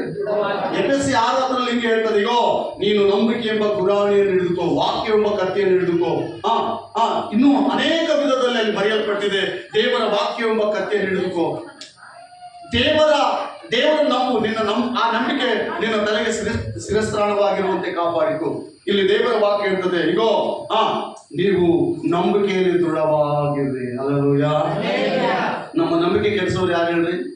ಸೈತಾನನೇ. ನಮ್ಮ ನಂಬಿಕೆ, ನಾವು ನಂಬಿಕೆಯಲ್ಲಿ ಬಿದ್ದೋದು ಅಂದ್ರೆ ಆಟೋಮೆಟಿಕ್ ಆಗಿ ನಮ್ಮನ್ನು ಆಶೀರ್ವಾದದಿಂದ ಹೊರಗೆ ತರ್ತಾನೆ. ಆಶೀರ್ವಾದದಿಂದ ಹೊರಗೆ ತರ್ತಾನೆ. ಹಲ್ಲೆಲೂಯಾ. ಆಶೀರ್ವಾದದಿಂದ ಹೊರಗೆ ತರ್ತಾನೆ. ಒಂದು ಸಾರಿ ಒಂದು ದೊಡ್ಡ ನದಿಯಲ್ಲಿ ಬಹಳ ನೀರು, ಭಯಂಕರವಾದಂತ ನೀರು, ಬಹಳ ಬರಗಾಲ ಬಂತು. ಎಲ್ಲ ಪ್ರಾಣಿಗಳು, ಮೀನು ಎಲ್ಲ ಸತ್ತೋದು. ಆದ್ರೆ ಒಂದು ಆಮೆ ಮಾತ್ರ ಅದರಲ್ಲಿ ಬದುಕಿದೆ. ಅದಕ್ಕೆ ನೀರಿಲ್ಲ, ಆಹಾರ ಇಲ್ಲ. ಆ ಮೇಲೆ ಒಂದು ಹದ್ದು ಹಾರಾಡ್ತಾ ಇದೆ, ಒಂದು ಪಕ್ಷಿ ಹಾರಾಡ್ತಾ ಇದೆ. ಆ ಮೇಲಿಂದ ಈ ನದಿಯಲ್ಲಿ ನೋಡಿದಾಗ ಆ ಆಮೆ ಬಡದಾಡ್ತಾ ಇದೆ, ನೀರಿಲ್ಲ, ಆಹಾರ ಇಲ್ಲ, ತಿರುಗ್ತಾ ಇದೆ. ಆ ಪಕ್ಷಿ ನೋಡಿ ಇದನ್ನು ಹೇಗಾದ್ರೂ ಮಾಡಿ ಎಲ್ಲಿ ನೀರಿದೆಯೋ ಅಲ್ಲಿಗೆ ನಾನು ತೆಗೆದುಕೊಂಡು ಹೋಗ್ಬೇಕೆಂಬುದಾಗಿ ಕುತೂಹಲದಿಂದ ಬೇಗನೆ ಕೆಳಗಿಳಿದು ಆಮೆ ಹತ್ರ ಡಿಸ್ಕಷನ್ ಮಾಡ್ತಾ ಇದೆ. ಈಗ ನನ್ನ ನಂಬ್ತೀಯಾ? ನಾನು ನಂಬಿದ್ರೆ ನೀನು ಎಲ್ಲಿ ನೀರಿದೆಯೋ ಅಲ್ಲಿ ಆ ನದಿಯಲ್ಲಿ ನಾನು ನಿನಗೆ ಬಿಡ್ಲಿಕ್ಕೆ ನನ್ನಲ್ಲಿ ಸಾಮರ್ಥ್ಯ ಇದೆ. ನನಗೆ ದೃಢವಾದ ಬಲ ಇದೆ, ದೇಹ ಬಲ ಇದೆ, ಆದ್ರೆ ನಿನಗೆ ಬಲ ಇಲ್ಲ. ನೀನ್ ಹೆಂಗ್ ತೆಗೆದುಕೊಂಡು ಹೋಗ್ತೀಯಾ ಆ ಬೇರೆ ನದಿಗೆ? ನೀನ್ ತೆಗೆದುಕೊಂಡು ಹೋಗ್ಬೇಕಾದ್ರೆ ದಾರಿಗಳ ಮೂಲಕ ತೆಗೆದುಕೊಂಡು ಹೋಗ್ಲಿಕ್ಕೆ ಆಗಲ್ಲ. ಬಟ್ ನೀನು ಹಾರ್ತಾನೆ ಹೋಗ್ಬೇಕು. ನನ್ನ ಎತ್ತಿಕೊಳ್ಳುವ ಬಲ ನಿನಗಿಲ್ಲ ಅಂತ ಆ ಪಕ್ಷಿಗೆ ಆಮೆ ಉತ್ತರವಾಗಿ ಪ್ರತಿ ಉತ್ತರ ಕೊಟ್ರೆ ಆ ಪಕ್ಷಿ ಹೇಳ್ತದೇನೋ, ಆ ನಂಬಿಕೆ ನನಗಿದೆ. ನಾನೊಂದು ಕಕ್ಕೆ ಇಟ್ಕೊಂಡು ನನ್ನ ಕಾಲಿಂದ ಆ ಕಕ್ಕೆ ನಿನ್ ಬಾಯಿಗೆ ಇಟ್ಕೊಂಡ್ಬಿಟ್ರೆ ಸಾಕು ಅಂತ. ಈಗ ಆ ಆಮೆ ಆ ಪಕ್ಷಿ ಆಮೇಲೆ ಎತ್ಕೊಂಡು ಹೋಗ್ತಾ ಇದೆ. ದಾರಿಯಲ್ಲಿ ಎಲ್ಲ ನೋಡ್ತಾ ಇದ್ದಾರೆ, ವಿಚಿತ್ರವಾಗಿ ನೋಡ್ತಾ ಇದ್ದಾರೆ, ಎಲ್ಲರೂ ಅದ್ರ ಕಡೆಗೆ ನೋಡ್ತಾ ಇದ್ದಾರೆ. ಆದ್ರೆ ಈ ಆಮೆ ಅನ್ಕೊಳ್ತಾ ಇದೆ, ಅಪ್ಪ ನಾನಿರೋದ್ರಿಂದಲೇ ನಿನ್ನ ನೋಡ್ತಿರೋ ಜನ ಅಂತ ಈ ಆಮೆ ಹೇಳ್ತಾರಂತ. ಯಾರಿಗೆ? ಪಕ್ಷಿಗೆ. ಈ ಪಕ್ಷಿಗೆ ಯಾವುದನ್ನು ಇಟ್ಕೊಳ್ತಾ ಇಲ್ಲ. ಇದ್ರ ಬಲಹೀನತೆ ಅಂತ ಹೇಳೋದು. ಅದ್ರ ಗುರಿ ಏನು? ನೀರಿನಲ್ಲಿ ತೆಗೆದುಕೊಂಡು ಹೋಗ್ಬಿಡ್ಬೇಕು, ಆಮೇಲೆ ಸತ್ತೋಗ್ಬಿಡ್ತದೆ. ನೀರಿದ್ದ ಜಾಗದಲ್ಲಿ ಬಿಡ್ಬೇಕೆಂಬುದಾಗಿ ಅದು ಕುತೂಹಲದಿಂದ ಹೋಗ್ತಾ ಇದ್ರೆ ಈ ಜನರು ಎಲ್ಲರೂ ನೋಡ್ತಾ ಇದ್ದಾರೆ ಸಂತೋಷದಿಂದ. ಆದ್ರೆ ಈ ಆಮೆ ಏನ್ ಮಾಡ್ದಂತ ಗೊತ್ತಾ? ನನ್ನಿಂದಲೇ ನಿನಗೆ ಕೀರ್ತಿ ಅಂತ ಹೇಳಿ ತಂಗಿ ಕೆಳಗಿತ್ತು. ಹಲ್ಲೆಲೂಯಾ. ಪಕ್ಷಿ ಏನ್ ಮಾಡ್ಲಿಕ್ಕೆ ಆಗ್ತದೆ ಹೇಳಿದ್ರೆ, ನನ್ನಿಂದಲೇ ನಿನಗೆ ಕೀರ್ತಿ, ನಿನ್ನಿಂದ ಅಲ್ಲ, ನನ್ನಿಂದ ನಿನಗೆ ಕೀರ್ತಿ. ಇದು ಬಿದ್ದಿದ್ದೆ ಅಲ್ಲಿ ನೀರಿಲ್ಲದ ಸ್ಥಳದಲ್ಲಿ. ಅದಕ್ಕೇನೋ ಕರಡೆ ಬಂತು, ಯಾವುದೊಂದು ನದಿಯಲ್ಲಿ ಹೋಗಿ ಬಿಡೋಣ ಅಂತ ಹೇಳಿ ತೆಗೆದುಕೊಂಡು ಬಂತು. ಆದ್ರೆ ಹೋಗ್ತಾ ಮಧ್ಯದಲ್ಲೇ ಇದಕ್ಕೆ ಒಂಥರ ಈ ಎಮ್ಮೆ ಅಂದ್ರೆ ನಾನಂದ್ರೆ ಏನು. ಹಲ್ಲೆಲೂಯಾ. ಯಾವಾಗಲೂ ಸೈತಾನನ ವಿಷಯದಲ್ಲಿ ಬಹಳ ಜಾಗೃತಿ ಇರಬೇಕು. ಬೇರೆ ನಮಗೊಂದು ಅದ್ಭುತ ನಡೆದ ಕೂಡ ನಾವು ಒಪ್ಪಿಕೊಳ್ಳಬಾರದು. ಸೈತಾನ ಅದೇ ಮಾಡ್ತಾನೆ ನಮ್ಮ ಜೀವಿತದಲ್ಲಿ. ಏನಾದ್ರೂ ಸ್ವಲ್ಪ ನಮ್ಗೆ ಆಶೀರ್ವಾದ ಬಂದ್ಬಿಡ್ತು, ಹಣದ ವಿಷಯದಲ್ಲಾಗಲಿ, ಮನೆ ವಿಷಯದಲ್ಲಾಗಲಿ, ಸ್ವಲ್ಪ ಏನಾದ್ರು ದೇವರ ಆರ್ಥಿಕ ವಿಷಯದಲ್ಲಿ ನಮ್ಮನ್ನು ಫುಲ್ಫಿಲ್ ಮಾಡಿ ಅನ್ಕೊಡ್ರಿ, ನಾವು ಅವಾಗ ನಾನಂದ್ರೆ ಏನು? ಹಲ್ಲೆಲೂಯಾ. ಹಂಗೆ ಅನ್ಬಾರ್ದು. ದೇವಾ ನೀನೇ ಪ್ರಭಾ ಇದು ಮಾಡಿದ್ದೀಯಾ, ನೀನಲ್ಲದೆ ನನ್ನ ಕೈಲಿ ಏನಾಗ್ತದೆ ಹೇಳು? ನಾನು ಬಲಹೀನ. ಒಂದು ಹೆಜ್ಜೆ ಇಡಬೇಕಂದ್ರು, ಒಂದು ಹೆಜ್ಜೆ ಕಾಲು ಕಿತ್ತಿಡ್ಬೇಕಂದ್ರೆ ಕಾಲು ನಿನ್ನದೇ ಪ್ರಭಾ. ಈ ಅಂಗಾಂಗಗಳಿದ್ದಾವೋ ಎಲ್ಲ ನೀನೇ ಉಂಟು ಮಾಡಿದ್ದೀನಿ, ನೀನಲ್ಲದೆ ನನಗೆ ಯಾರಿದ್ದಾರೆ? ಹಲ್ಲೆಲೂಯಾ. ಆದ್ರೆ ಸೈತಾನಂಗೆ ಒಪ್ಕೊಳ್ಳಲ್ಲ. ನೀನಂದ್ರೆ ಯಾಕೆ ಗೊತ್ತಾ? ನೀನಿಲ್ಲದ್ರಲ್ಲಿ ಏನ್ ನಡೆಯಲ್ಲ ಗೊತ್ತಾ? ನೀನಂದ್ರೆ ಏನು? ನಿನ್ನಂದ್ರೆ ಅಷ್ಟು ಸುಲಭವಾಗಿ ಮಾತಾಡ್ತಾರಲ್ಲಿ, ನೀನು ಅನಿಸ್ಕೊಳ್ತೀಯ ಅವ್ರ ಹತ್ರ. ನೋಡ್ರಿ ಪ್ರೇರೆ, ಅನೇಕ ವಿಧದಲ್ಲಿ ನಮ್ಮನ್ನು ಸೈತಾನನ್ನು ಮರಳು ಮಾಡಿ ದೇವರಿಂದ ಹೊರಗೆ ಬರುವಂತೆ ಅನೇಕ ವಿಧದಲ್ಲಿ ಸತತ ಪ್ರಯತ್ನ ಮಾಡ್ತಾನೆ. ಆದ್ರೆ ನಾವ್ ಹೆಂಗಿರ್ಬೇಕಂತ ಹೇಳ್ರಿ, ನಂಬಿಕೆಯನ್ನು ದೃಢವಾಗಿರ್ಬೇಕು. ಹೆಂಗಿರ್ಬೇಕು ಹೇಳ್ತಾರೆ? ಹಲ್ಲೆಲೂಯಾ. ಈ ನಂಬಿಕೆಯ ವಿಷಯದಲ್ಲಿ ಬೈಬಲ್ ಯಾಕೆ ನಮಗೆ ಬೋಧಿಸ್ತದೆ ಹೇಳ್ರಿ? ಒಬ್ಬ ವ್ಯಕ್ತಿಯನ್ನು ನಂಬಬೇಕಂದ್ರೆ ನಂಬಿಕೆನೇ ಬಹಳ ಪ್ರಾಮುಖ್ಯ ಅಲ್ವಾ?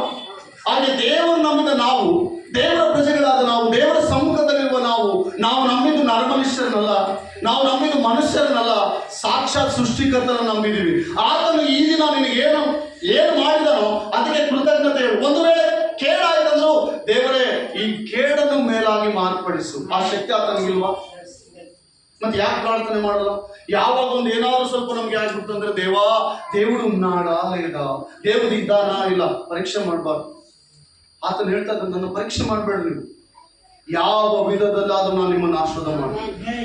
ಯಾವ ವಿಧದಲ್ಲಿ ನಾನು ನಿಮ್ಮನ್ನು ಆಶೀರ್ವಾದ ಮಾಡ್ತೀನಿ. ಪ್ರಪಂಚದಲ್ಲಿ ಅಧಿಕ ದೊಡ್ಡ ವ್ಯಕ್ತಿಗಳು ಯಾರು? ಈಗಿನ ಜನರೇಷನ್ ಅಧಿಕ ದೊಡ್ಡ ವ್ಯಕ್ತಿಗಳು ಯಾರು? ನಿನ್ನೆ ಒಂದು ನ್ಯೂಸ್ ನೋಡಿದೆ ನಾನು, ಒಂದು ನ್ಯೂಸ್ ನೋಡಿದೆ. ಆ ನ್ಯೂಸ್ ನಲ್ಲಿ ಅಧಿಕ ಬಹಳ ಶ್ರೀಮಂತರು ಅಂದ್ರೆ ಯಾರು ನಮ್ಮ ದೇಶದಲ್ಲಿ?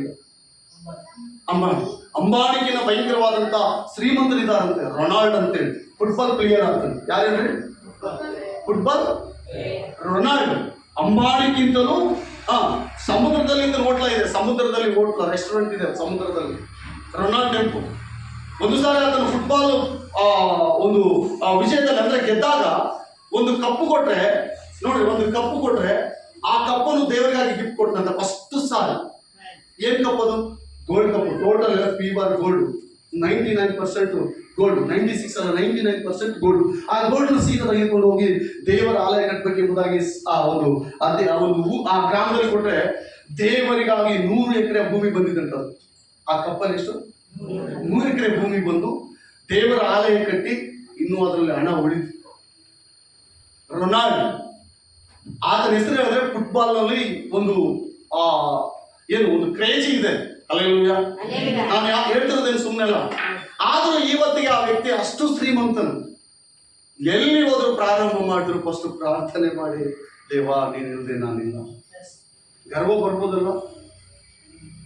ಆ ಸಮುದ್ರದಲ್ಲಿ ಹುಟ್ಟಿದ್ರೆ ಅನೇಕ ರೆಸ್ಟೋರೆಂಟ್ಗಳಿದಾವೆ, ದೊಡ್ಡ ದೊಡ್ಡ ಸಿಟಿ ಫಾರಿನ್ ನಲ್ಲಿ ಕೂಡ ಆತನ ಹೆಸರಿದೆ. ನಾವು ಚಿಕ್ಕ ಮಕ್ಕಳು ಕೇಳಿದ್ರೆ ರೊನಾಲ್ಡ್, ನನ್ನ ಮಗನ್ ಕೇಳಿದ್ರೆ ರೊನಾಲ್ಡ್ ಯಾರಂತ. ಸೈತಾನನು ನಮ್ಮನ್ನು ಏನ್ ಮಾಡ್ತಾನೆ? ಸ್ವಲ್ಪ ನಾವು ಮುಂದಕ್ಕೆ ಬಂದ್ಬಿಟ್ರೆ ನಮ್ಮನ್ನು ಹಿಡಿಯವರೇ ಇರಲ್ಲ. ಆದ್ರೆ ದೇವರ ವಾಕ್ಯ ಹೇಳ್ತದೆ, ನಂಬಿಕೆಯಲ್ಲಿ ದೃಢವಾಗಿರಿ, ಸ್ವಸ್ಥ ಚಿತ್ತರಾಗಿರಿ. ನಿಮ್ಮ ವಿರೋಧಿ ಆಗಿರುವ ಸೈತಾನನು ಯಾರನ್ನು ನುಂಗಲಿ. ಏನ್ ಬರ್ತಾನಂತವನು? ಯಾರನ್ನು ನುಂಗಲಿ. ನೀನು ವಿಶ್ವಾಸದಲ್ಲಿ ಬಿದ್ದೋಗ್ಬೇಕಷ್ಟೇ. ನಿನ್ನ ಆಸ್ತಿ ಬೇಕಾಗಿಲ್ಲ ಅವನಿಗೆ, ನಿನ್ನಿಂದ ಏನು ಬೇಕಾಗಿಲ್ಲ ಅವನಿಗೆ. ನೀನು ವಿಶ್ವಾಸದಲ್ಲಿ ಬಿದ್ದೋದ್ರೆ ಸಾಕು, ಅಲ್ಲಿಂದ ಎಲ್ಲ ಕಳೆಯಲಿಕ್ಕೆ ಅವನು ಸಾಮರ್ಥ್ಯನಾಗಿರ್ತಾನೆ. ಒಂದೊಂದು ಒಂದೊಂದು ಒಂದೊಂದು ಒಂದೊಂದು ಎಳೆ ತೆಗಿತಾ ಇರ್ತಾನೆ. ಯಾಕೆ ದೇವರು ನಂಬಬೇಕು? ಯಾಕೆ ಯೇಸು ಕ್ರಿಸ್ತನ ಬಳಿಗೆ ಬರ್ಬೇಕೆಂಬುದಾಗಿ ನಾವು ನೋಡುವುದಾದ್ರೆ, ಲೋಕದಲ್ಲಿ ಸೈತಾನನಿದ್ದಾನೆ. ಬೈಬಲ್ ಹೇಳ್ತದೆ ಲೋಕದಲ್ಲಿ ಸೈತಾನನಿದ್ದಾನೆ. ಪ್ರಕಟಣೆ ಬರೆದ ಗ್ರಂಥದಲ್ಲಿ ನೋಡುವುದಾದ್ರೆ, ದೇವರ ಸಿಂಹಾಸನವನ್ನು ಆಶಿಸಿದ ಆ ಸೈತಾನ ದೇವರ ಸಿಂಹಾಸನ ಮುಂದೆ ಹೋಗಿ ಈ ಸಿಂಹಾಸನ ನಂದು ಅಂತ ಹೇಳಿದಾಗ ದೇವರು ಅಲ್ಲಿಂದ ಒಂದು ಹೊಡೆದ ಸೀದಾ ಭೂಮಿಯ ಮೇಲೆ ಬಿದ್ದಿದ್ದಾನೆ. ಈಗ ಭೂಮಿಯ ಮೇಲೆ ದುರಾತ್ಮನಿದಾನ, ಇಲ್ಲ ಸಿಂಹಾಸನದಲ್ಲಿ ದುರಾತ್ಮನಿದಾನ? ನಮ್ಮೆಲ್ಲರೂ ಶೋಧಿಸ್ತಾ ಇರ್ತಾನೆ ಪ್ರತಿದಿನ. ಆದ್ರೆ ನೀನ್ ನಂಬಿಕೆಯಲ್ಲಿ ದೃಢವಾಗಿ ನಿಂತಿದ್ರೆ ಅಲ್ಲೆಲ್ಲೂಯ್ಯ, ದೇವರು ನಿನ್ನನ್ನು ಮೇಲೆ ಕೆಲ್ಸ್ತಾನೆ. ಯಾವುದು ಆಗಲ್ಲ ಅಂತ ಹೇಳಿ ಸೈತಾನ ನಿನ್ ಕೈಲಿ ಆಗಲ್ಲ, ನಿನ್ ಕೈ ಆಗಲ್ಲ, ಅಲ್ಲೆಲ್ಲೂಯ್ಯ, ನಿನ್ ಕೈ ಆಗಲ್ಲ ಅಂತ ಹೇಳಿದ್ರೆ ನಾವೇನ್ ಮಾಡ್ಬೇಕು? ಅದಾಗುತ್ತೆ ಅಂತ ಹೇಳಿ ಪ್ರಯತ್ನ ಮಾಡ್ಬೇಕು. ಅದಾಗುತ್ತೆ, ಖಂಡಿತವಾಗ್ಲೂ ಆಗುತ್ತೆ. ದೇವರಿಗೆ ಅಸಾಧ್ಯವಾದದ್ದು ಉಂಟೆ ಎಂಬುದಾಗಿ ಸಾಕ್ಷಾತ್ ಯೇಸು ಕ್ರಿಸ್ತನ ಶಿಲುಬೆಗೆ ಹೋಗೋದಕ್ಕಿಂತ ಮುಂಚೆ ಆತನ ಹೇಳ್ತದೆ, ನನಗೆ ಅಸಾಧ್ಯವಾದದ್ದು ಉಂಟೆ. Alleluia, alleluia. ಉಂಟಾ? ನಾವೇನನ್ನು ಸಾಧಿಸ್ಬೇಕಂದ್ರೆ ಸೈತಾನ ಬಹಳ ಅಡ್ಡಿ ಮಾಡ್ತಾನೆ. ಏನು ಒಂದು ಕಟ್ಟಬೇಕಂದ್ರೆ ಅಡ್ಡಿ ಮಾಡ್ತಾನೆ, ಒಂದು ಸಾಧನೆ ಮಾಡ್ಬೇಕಂದ್ರೆ ಅಡ್ಡಿ ಮಾಡ್ತಾನೆ, ಪ್ರತಿ ವಿಷಯದಲ್ಲಿ ಅಡ್ಡಿ ಮಾಡ್ತಾ ಇರ್ತಾನೆ. ಆದ್ರೆ ಜಯಶಾಲಿಗಳಾಗಿ, ಕೆಲವರು ಹಣವಂತರು ಜಯಶಾಲಿಗಳಾಗಿ ಎಲ್ಲ ಸಮೃದ್ಧಿ ಆಗುತ್ತದೆ. ಅದು ನಿಜವಾದ ಸಮೃದ್ಧಿ ಅಲ್ಲ. ದೇವರಿಂದ ಬರುವ ಸಂತೃಪ್ತಿನೇ ಬೇರೆ, ದೇವರಿಂದ ಬರುವ ಆಶೀರ್ವಾದವೇ ಬೇರೆ. ಆತ್ಮೀಯ ನನ್ನ ಸಹೋದರಿ ಸಹೋದರ, ಕೆಲವು ಪರೀಕ್ಷೆಗಳಿರ್ತಾವೆ, ನಮಗೆ ಕೆಲವು ಪರೀಕ್ಷೆಗಳಿರ್ತಾವೆ. ಒಂದು ಜಯಕ್ಕಾಗಿ ಅನೇಕ ಪರ್ಯಾಯ ನಾವು ಅದನ್ನ ಅಲ್ಲಿ ಹೋರಾಡಲೇಬೇಕು. ಒಂದು ಸಾರಿ ರನ್ನಿಂಗ್ ರೇಸ್ ಮಾಡಲಿಕ್ಕೆ ಉಸೇನ್ ಬೋಲ್ಟ್ ಎಂಬ ವ್ಯಕ್ತಿಯನ್ನು ಪ್ರದರ್ಶನಕ್ಕೆ ಇಳಿಸ್ತಾ ಅಂತ ಹೇಳಿದಂತ, ನಾನೀಗ ಓಡಲ್ಲ. ಯಾಕೆ ಓಡಲ್ಲ? ಫಿಟ್ ಆಗಿದೆಯಾ, ಹೆಂಗಾಗಿದೆಯಾ, ಯಾಕೆ ಓಡಲ್ಲ? ನನಗೆ ಸ್ವಲ್ಪ ದಿವಸ ಟೈಮ್ ಬೇಕು, ಓಡಲಿಕ್ಕೆ ನನಗೆ ಟೈಮ್ ಬೇಕು. ಉಸೇನ್ ಬೋಲ್ಟ್ಗೆ ಸಮಯ ಕೊಟ್ಟಾಗ 1 ವರ್ಷ ಆಯ್ತಂತ. ಮತ್ತೆ ಆತನಿಗೆ ಇನ್ವಿಟೇಷನ್ ಮಾಡ್ದಂತ, ಬರ್ರಿ ನೀವು ಬರ್ಬೇಕು, ಓಡ್ಬೇಕು ಈ ರನ್ನಿಂಗ್ ಅಲ್ಲಿ ಅಂತ. ಆದ್ರೆ ಉಸೇನ್ ಬೋಲ್ಟ್ ಹೇಳಿದಂತ, ಇಲ್ಲ ಆಗಲ್ಲ ಅಂತ. ಒಂದು ಜಯಕ್ಕಾಗಿ 14 ವರ್ಷ ಸತತ್ತು 3-4 ಗಂಟೆಗೆ ಎದ್ದು ಓಡುವ ಪ್ರಾಕ್ಟೀಸ್ ಮಾಡಿದಂತ. ಎಷ್ಟು? ಎಷ್ಟು ವರ್ಷ? ಒಂದು ಸಲ ಗೆಲ್ಲುವುದಕ್ಕಾಗಿ 14 ವರ್ಷ 3 ಗಂಟೆಗೆ 4 ಗಂಟೆಗೆ 3 ಗಂಟೆಗೆ 4 ಗಂಟೆಗೆ ಹೆಂಗ್ ಓಡ್ಬೇಕು, ಹೆಂಗ್ ಓಡ್ಬೋದು ನಾನು, ಹೆಂಗ್ ರನ್ನಿಂಗ್ ಮಾಡಿದ್ರೆ ನಾನು ಮುಂದೆ ಹೋಗ್ಬೋದಂತ ಪ್ರಾಕ್ಟೀಸ್ ಮಾಡಿದಂತ 14 ವರ್ಷ. ಒಂದು ದಿವಸ ಆ ಕ್ರೀಡೆದಲ್ಲಿ ಇಳಿಸಿದ ಕೂಡಲೇ ಉಸೇನ್ ಬೋಲ್ಟ್ ಫಸ್ಟ್ ಬರ್ತಾರೆ. ಏನು ಫಸ್ಟ್ ಬರ್ತಾರೆ? ಕೇಳಿದ್ರೆ ಯಾರಾದ್ರೂ ಉಸೇನ್ ಬೋಲ್ಟ್ ಅಂತ ಎಷ್ಟು ಜನ ಕೇಳಿದ್ರಿ? ಉಸೇನ್ ಬೋಲ್ಟ್ ನೋಡ್ರಿ, ಗೂಗಲ್ ಅಲ್ಲಿ ಬರ್ತದೆ ನೋಡಿ. ಉಸೇನ್ ಬೋಲ್ಟ್ 14 ವರ್ಷ ಪ್ರಿಯರೇ, ಆತ್ಮೀಯ ಪ್ರಿಯ ದೇವರ ಮಕ್ಕಳೇ, ಇವತ್ತು ದೇವರು ನಮಗೆ ಸಿಕ್ಕಿದ್ದಾನೆ. ದೇವರು ನಮ್ಮ ಪಕ್ಷದಲ್ಲಿದ್ದಾನೆ. ದೇವರು ನಮ್ಮನ್ನು ಅಪಜಯಕ್ಕೆ ಗುರಿಪಡಿಸಲ್ಲ. ನಿನ್ನ ವಿರೋಧಿಯಾಗಿರುವ ಸೈತಾನನ ಕೈಗೆ ದೇವರು ನಿನ್ನ ಒಪ್ಸಲ್ಲ. ನೀನಾಗಿ ನೀನು ಹೋದ್ರೆ ಏನ್ ಮಾಡ್ಲಿಕ್ಕಾಗಲ್ಲ.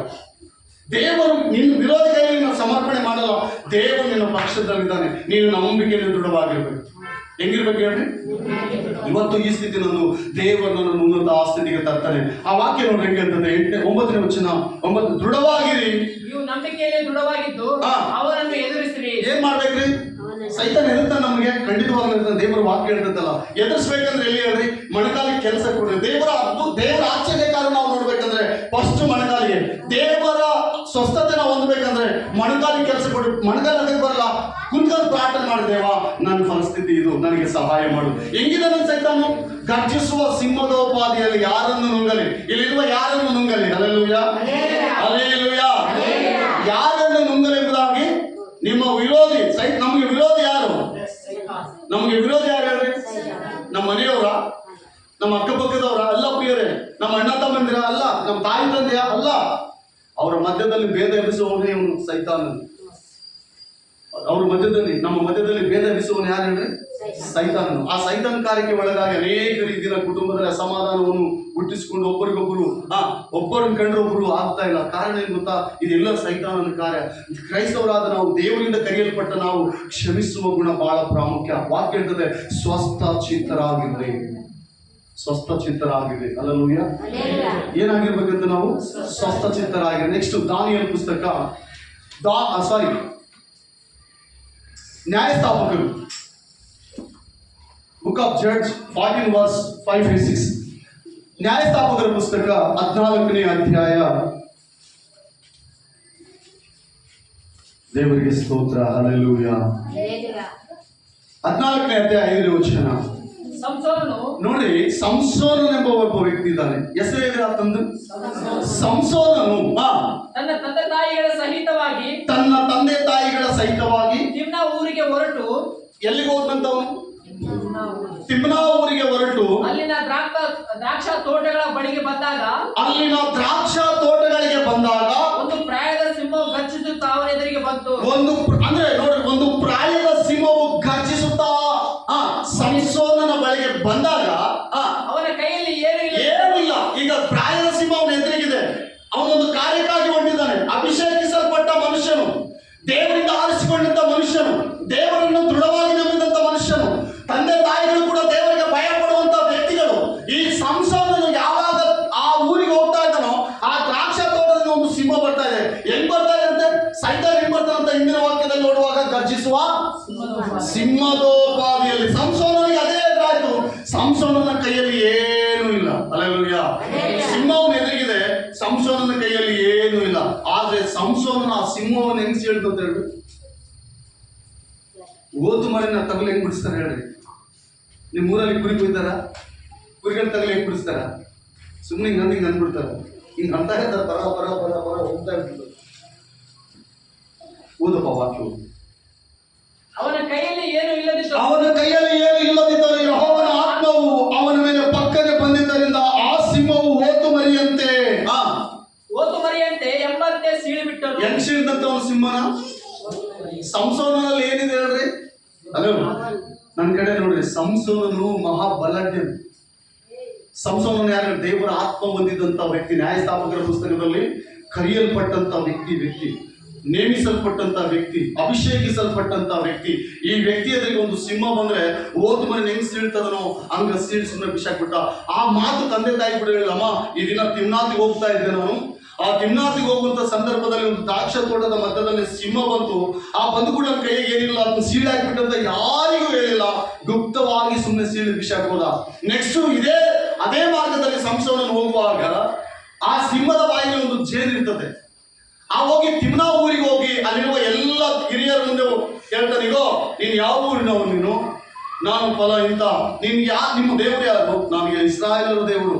ಮತ್ತೆ ಇಷ್ಟು ಬಲವಂತನು ಆಗ್ಲಿಕ್ಕೆ ಕಾರಣ ಏನು? ದೇವರ ಅಭಿಷೇಕ ನನ್ನ ಮೇಲೆ ಇದೆ. ಹೌದಾ? ಮತ್ತೆ ನೀನು ನಮ್ಮೂರಿಗೆ ಬಂದ ಕಾರಣ ಏನು? ನಾನು ಆ ಹುಡುಗಿನ ಇಷ್ಟಪಡ್ತಾ ಇದ್ದೀನಿ, ಆ ಹುಡುಗಿನ ಮದುವೆ ಆಗ್ಬೇಕು, ಅದಕ್ಕಾಗಿ ಬಂದಿದ್ದೀನಿ. ಹಾಗಾದ್ರೆ ಆ ಹುಡುಗಿನ ಇಷ್ಟಪಟ್ರೆ ನಮ್ಮ ಕೆಲವೊಂದು ಪದ್ಧತಿಗಳಿದ್ದಾವೆ, ಆ ಪದ್ಧತಿ ಪ್ರಕಾರ ನೀನು ನಡಿಬೇಕು. ಎಲ್ಲ ಪದ್ಧತಿಗಳನ್ನು ಜಯಿಸಲು ಸಂಸೋನು ದೇವರ ಆತ್ಮನಿದ್ದಂತ. ಆ ತಿಮ್ಮ ಊರಿನಲ್ಲಿ ಎಷ್ಟು ಜನರು ಅವನಿಗೆ ಸವಾಲು ಹಾಕಿದ್ರು, ಆ ಸವಾಲೆಲ್ಲ ಎದುರಿಸ್ತಾನೆ. ಆದ್ರೆ ಇವನು ಒಂದು ಸವಾಲು ಎದುರಿಸಕ್ಕಾಗಲ್ಲ. ಅವನು ಸಂಸೋನನ ಮೇಲೆ ದೇವರ ಆತ್ಮ ಇದೆ. ಪ್ರೇರೆ, ನಿನಗೆ ಏನಾದ್ರೂ ಸವಾಲು ಬಂತಂದ್ರೆ ದೇವರ ಆತ್ಮೆಯಲ್ಲಿ ಏನು ಸವಾಲು ಬರಲ್ಲ. ಅವ್ರು ಹಾಕಿದ ಸವಾಲೆಲ್ಲ ನೀನು ಜಯಿಸ್ತೀವಿ. ನೀನು ಒಂದು ಸಾರಿ ಗೀಟಿ ಗೀಸಿದ್ರೆ ಆ ಗೀಟಿಯನ್ನು ದಾಟುವ ವ್ಯಕ್ತಿ ಲೋಕದಲ್ಲಿ ಯಾರೂ ಇಲ್ಲ. ಒಂದು ವೇಳೆ ನಿನಗೆ ಶತ್ರುಗಳಿದ್ರೆ ನೀನು ಶತ್ರುಗಳಿಗೆ ಸಿಂಹ ಸ್ವಪ್ನವಾಗಿ ದೇವರು ಇರ್ತಾನೆ. ದೇವರ ಆತ್ಮನಿಂದ ಆ ಜೇನ್ ತೆಗೆದುಕೊಂಡು ಹೋಗಿ ತಿಮ್ನಾ ಊರಿನಲ್ಲಿರುವ ಜನರಿಗೆ ಕೇಳ್ತಾನೆ, ಇಗೋ ಕ್ರೂರವಾದದ್ದರಲ್ಲಿ ನನಗೆ ಮಧುರವಾದದ್ದು ಸಿಕ್ತು, ಇವಾಗ ಯಾರಾದ್ರೂ ನಿಮ್ಮಲ್ಲಿ ಹೊಡೆಬಿಡ್ರಿ ಅಂತ ಹೇಳಿದ್ರೆ ಸಂಸೋನನು ಅರ್ಥನೇ ಆಗಲ್ಲ ಅವರಿಗೆ. ಕ್ರೂರವಾದ ಅದರಲ್ಲಿ ಮಧುರವಾದದ್ದು ಸಿಕ್ತು. ಕ್ರೂರ ಅಂದ್ರೆ ಏನ್ ಹೇಳ್ರಿ? ಸಿಂಹ. ಮಧುರ ಅಂದ್ರೆ ಏನ್ ಹೇಳ್ರಿ? ಚೇರು. ಈಗ ಹೇಳ್ತಾ ಇದ್ದಾನೆ, ಇಂಡೈರೆಕ್ಟ್ ಆಗಿ ಔಟ್ ಹಾಕಿ ಅವ್ರಿಗೆ ಹೇಳ್ತಾ ಇದ್ದಾನೆ, ತಿಮ್ನಾತೂರಿನ ಎಲ್ಲ ಪ್ರಜೆಗಳಿಗೆ ಹೇಳ್ತಾ ಇದ್ದಾನೆ, ಕ್ರೂರವಾದದರಲ್ಲಿ ಮಧುರವಾದದ್ದು ಸಿಕ್ತು. ಏನು ಹೇಳ್ತಂದ್ರೆ ಯಾರು ಹೇಳಲ್ಲ, ಒಬ್ಬರು ಕೂಡ ಹೇಳಲ್ಲ. ಹಲ್ಲೆಲೂಯಾ. ದೇವರ ಶಕ್ತಿ. ನನ್ನ ಆತ್ಮ ಪ್ರಿಯ ಸಹೋದರಿ ಸಹೋದರ, ದೇವರ ಆತ್ಮನು ನಂಬಿಕೆಯಲ್ಲಿರು, ದೃಢವಾಗಿರು. ದೇವರು ನಿನಗೆ ಆಗುವವುಗಳ ಪ್ರತಿ ವರ್ಷದಲ್ಲಿ ದೇವರು ನಿನ್ನನ್ನು ಆಶೀರ್ವಾದ ಮಾಡ್ತಾನೆ. ಭಯಪಡಬೇಡ, ನಂಬಿಕೆಯಲ್ಲಿ ದೃಢವಾಗಿರು. ದೇವರಿದನ್ನು ಮಾಡ್ತಾನಂತ ದೇವರು ಪ್ರಶ್ನಿಸಬೇಡ. ನಿನ್ನ ಕಾರ್ಯವನ್ನು ಆತನ ಪಾದ ಸಮ್ಮುಖದಲ್ಲಿ ಸಮರ್ಪಣೆ ಮಾಡಿ ಸಂತೋಷದಿಂದ ಭರವಸೆದಿಂದಿರು. ದೇವರು ನಿನ್ನನ್ನು ಆಶೀರ್ವಾದ ಮಾಡ್ತಾನೆ. ಆ ವ್ಯಕ್ತಿ ಎದುರಿಗೆ ಸಿಂಹ ಬಂದ್ರೆ ಹೆಂಗ್ ಸೀಳೆ ಹಾಕಿದಂತ ಹೇಳಿ, ಒಂದು ವೇಳೆ ಸಿಂಹ ಅನ್ಕೊಳ್ಳೋಣ, ಇಲ್ಲ ಸೈತಾನನೇ ಅನ್ಕೊಳ್ಳೋಣ ಹೇಳ್ರಿ. ಅವ್ನ ಎದುರಿಗೆ ಬಂದಿದ್ದು ಹೆಂಗ್ ಸೀಳೆ ಹಾಕಿದ ಅಂತ ಹೇಳ್ರಿ, ಅವನು ದೇವರ ಆತ್ಮ ಮೇಲೆ ಬಂತು. ಇದನ್ನು ನಮ್ಗಿದೆಯಾ? ದೇವರಲ್ಲಿ ನಾವು ನಂಬಿಕೆ ದೃಢವಾಗಿದ್ದೀವ? ದೇವರ ಆತ್ಮದಲ್ಲಿ ನಾವು ನಂಬಿಕೆ ಉಳ್ಳವರಾಗಿದ್ದೀವ? ಹಲ್ಲೆಲೂಯಾ. ನಂಬಿಕೆಯಲ್ಲಿದ್ದೀವ ಪ್ರಿಯರೇ? ಕೆಲವು ಕಷ್ಟಗಳು ಬರ್ತಾವ, ಇಲ್ಲಂತಲ್ಲ. ಬಂದಾಗ ನಾವು ಹೆಂಗಿದೀವಿ, ಕೆಲವು ನಷ್ಟಗಳು ಬರ್ತಾವ, ಬಂದಾಗ ಹೆಂಗಿದೀವಿ, ಅದಕ್ಕೂ ದೇವರು ಅದರ 100 ಪಟ್ಟಷ್ಟು ದೇವರು ನಮ್ಮನ್ನು ಆಶೀರ್ವಾದ ಮಾಡಲಿಕ್ಕೆ ಶಕ್ತನು. 1 ಪಟ್ಟು ನಿನ್ನಿಂದ ಹೋದ್ರೆ 100 ಪಟ್ಟನ್ನು ದೇವರು ಆಶೀರ್ವಾದ ಮಾಡಲಿಕ್ಕೆ ಶಕ್ತನು. ಏನು ಪ್ರಿಯರೇ, ಆ ನಂಬಿಕೆ ನಮಗಿದೆಯಾ? ಕೆಲವರಿಗೆ ಭಯ ಇದೆ, ವಯಸ್ಸು ಹೋಗ್ತಾ ಇದೆ, ಆಶ್ಚರ್ಯ ಕಾರ್ಯಗಳು ನಡೀತಾ ಇಲ್ಲ ಅಂತ. ನಾನು ನೀನು ಪ್ರಾರ್ಥನೆ ಮಾಡಷ್ಟೇ. ದೇವರಿಗೆ ಸಹಾಯ ಮಾಡುವಂತ ಸಂದರ್ಭ ಆತನಿಗೆ ಗೊತ್ತು. ನಾವು ಆತನ ಪರೀಕ್ಷೆ ಮಾಡಬಾರ್ದು. ನಂಬಿಕೆಯಲ್ಲಿ ವಿಶ್ವಾಸದ ದೃಢವಾಗಿರ್ಬೇಕು. ಆಗಲೇ ನಿನ್ನ ಕುಟುಂಬದಿಂದ ಸೈತಾನ ಹೋಗ್ತಾನೆ. ನಿನ್ನ ಕುಟುಂಬದಿಂದ ಫಸ್ಟ್ ಯಾರು ತೊಲಗಿಸ್ಬೇಕು? ನೀನು ಸೈತಾನ್ ಅವನು ತೊಲಗಿಸಿದ್ರೆ ಸಾಕು, ದೇವರು ಆಟೋಮೆಟಿಕ್ ಆಗಿ ನಿನ್ನ ಜೀವಿತದಲ್ಲಿ ಆಶ್ಚರ್ಯ ಅದ್ಭುತ ಕಾರ್ಯಗಳು ಮಾಡ್ತಾನೆ. ನಿನ್ನಲ್ಲಿ ನಂಬಿಕೆಯಲ್ಲೇ ಹೋದ್ರೆ ಏನ್ ಮಾಡ್ಲಿಕ್ಕೆ ಆಗ್ತದೆ ಹೇಳ್ಬಿಟ್ರೆ? ಹಲ್ಲೆಲೂಯಾ. ಈ ವ್ಯಕ್ತಿ ಹತ್ರ ಏನಿಲ್ದಾಗಲೂ ಕೂಡ ಕೈಯಲ್ಲಿ ಏನಿಲ್ಲ. ಆ ವಾಕ್ಯ ಬರೆಯಲ್ಪಟ್ಟಿದೆ 6ನೇ ಅಧ್ಯಾಯಕ್ಕೆ ಅವನ ಯೆಹೋವನ ಆತ್ಮ ಅವನ ಮೇಲೆ ಪಕ್ಕನೆ ಬಂದಿದ್ದರಿಂದ ಆ ಸಿಂಹವನ್ನು ಓತು ಮರಿಯಂತೆ ಏನ್ ಮಾಡಿದಂತವನು ಸೀಳಿ ಬಿಟ್ಟಂತ. ಯಾರ ವ್ಯಕ್ತಿ? ಸಂಸೋನ. ನೇಮಕ ಮಾಡಿದ ವ್ಯಕ್ತಿ, ಆಶೀರ್ವಿಸಲ್ಪಟ್ಟ ವ್ಯಕ್ತಿ, ದೇವರನ್ನು ದೃಢವಾಗಿ ನಂಬಿದಂತ ವ್ಯಕ್ತಿ. ಆ ವ್ಯಕ್ತಿಯ ಶಕ್ತಿ ಬಹಳ ಅಪಾರವಾದದ್ದು. ಅವನ ಕೂದಲು ಕೂಡ ಅಭಿಷೇಕಿಸಲ್ಪಟ್ಟಂತ ಕೂದಲು. ಬೈಬಲ್ ಅಲ್ಲಿ ನೀವು ಓದ್ರಿ, ಸಂಸೋನ ಪುಸ್ತಕದಲ್ಲಿ ನೀವು ಓದ್ರಿ, ಆ ವ್ಯಕ್ತಿ ಯಾರೆಂಬುದಾಗಿ ಇಸ್ರಾಯೇಲರ ನಾಯಕನಾಗಿ ದೇವರು ಅವನು ನೇಮಿಸಿದ್ದಾನೆ. ಹಲ್ಲೆಲೂಯಾ. ನೆಕ್ಸ್ಟ್ ವಾಕ್ಯ ದಾನಿಯೇಲನ ಪುಸ್ತಕ 6ನೇ ಅಧ್ಯಾಯ 21ನೇ ವಚನ 22ನೇ ವಚನ. ದಾನಿಯೇಲ 21:22. 6:21-22. ದಾನಿಯೇಲ. Praise the Lord. Hallelujah.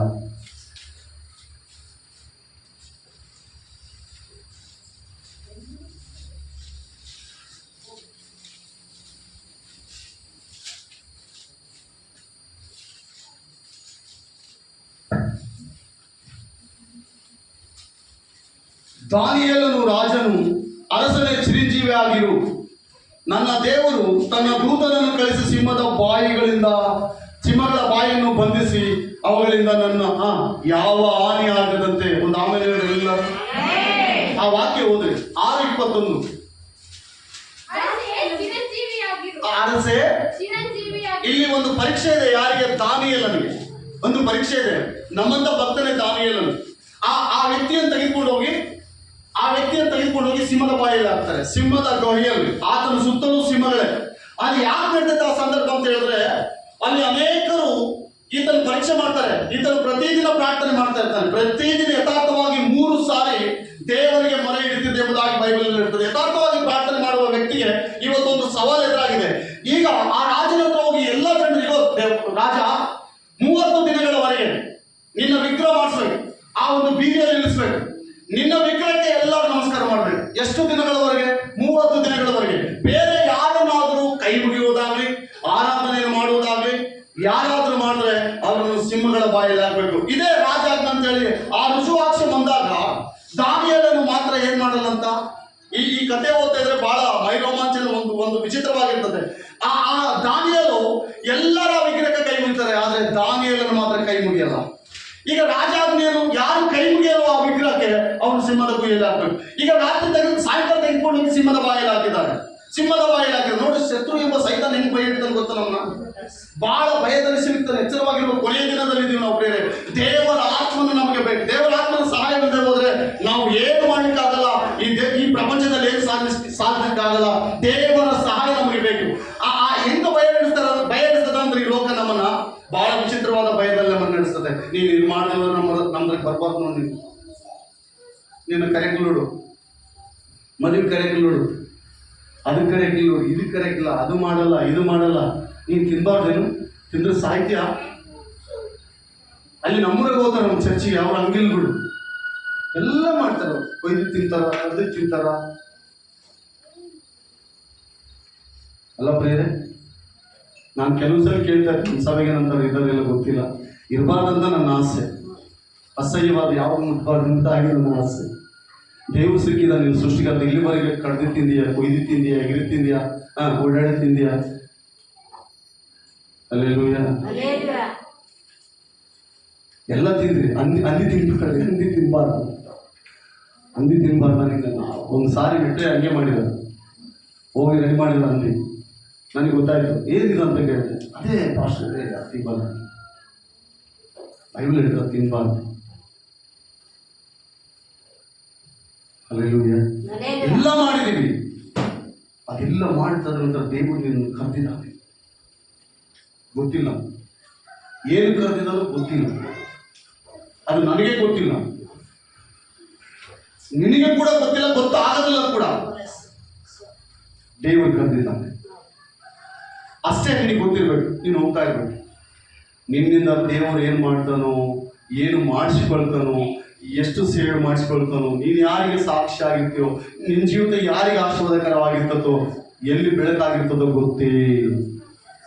ದೇವರಿಗೆ ಸ್ತೋತ್ರ, ದೇವರಿಗೆ ಸ್ತೋತ್ರ ಅಲ್ಲ ಪ್ರೇರೆ. ಎಲ್ಲರಿಗೂ ಕೇಳಿಸ್ತಾ ಇದೆಯಾ? ಎಲ್ಲರಿಗೂ ಕೇಳಿಸ್ತಾ ಇದೆಯಾ?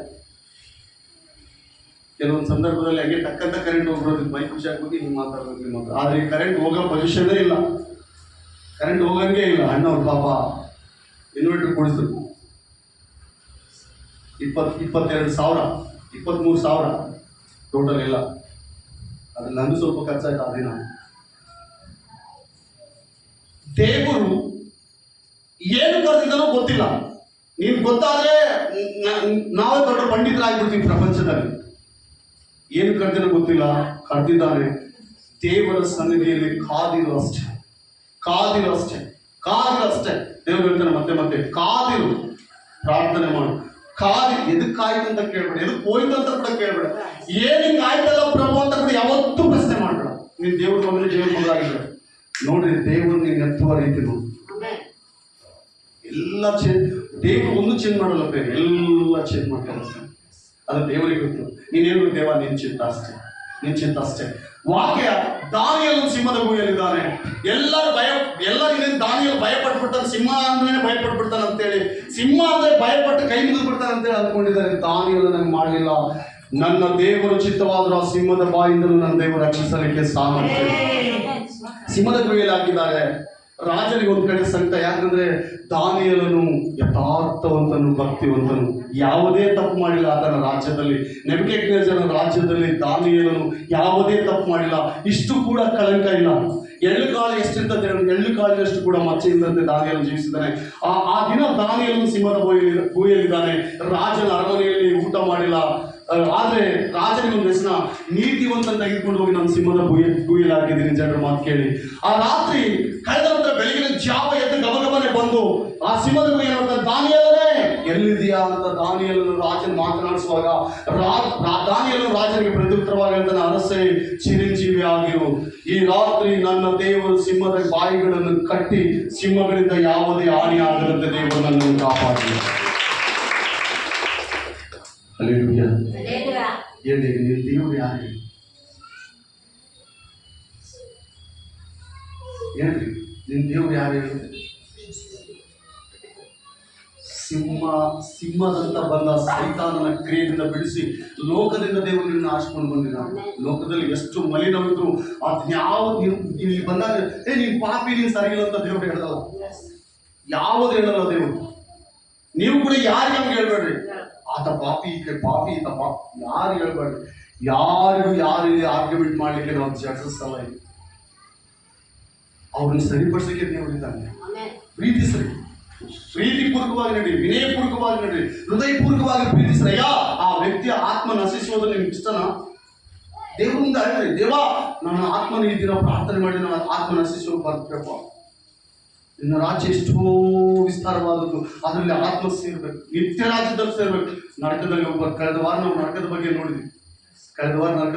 ಶ್ರೀಮಂತರು ಎಲ್ಲಿ ಹೋದಂತ ಹೇಳಿ, ಲಾಜರ್ ಏನಿದ್ದ ಲಾಜರ್ ದೇವರಿಗಾಗಿ ಕಾದುಕೊಂಡಿರುವಂತ ಇಲ್ಲಿರುವ ಪ್ರಿಯ ದೇವರ ಮಕ್ಕಳು ಎಲ್ಲರೂ ನಮಗೊಂದು ರಾಜ್ಯದ ನಿತ್ಯ ರಾಜ್ಯ ಪರಲೋಕ.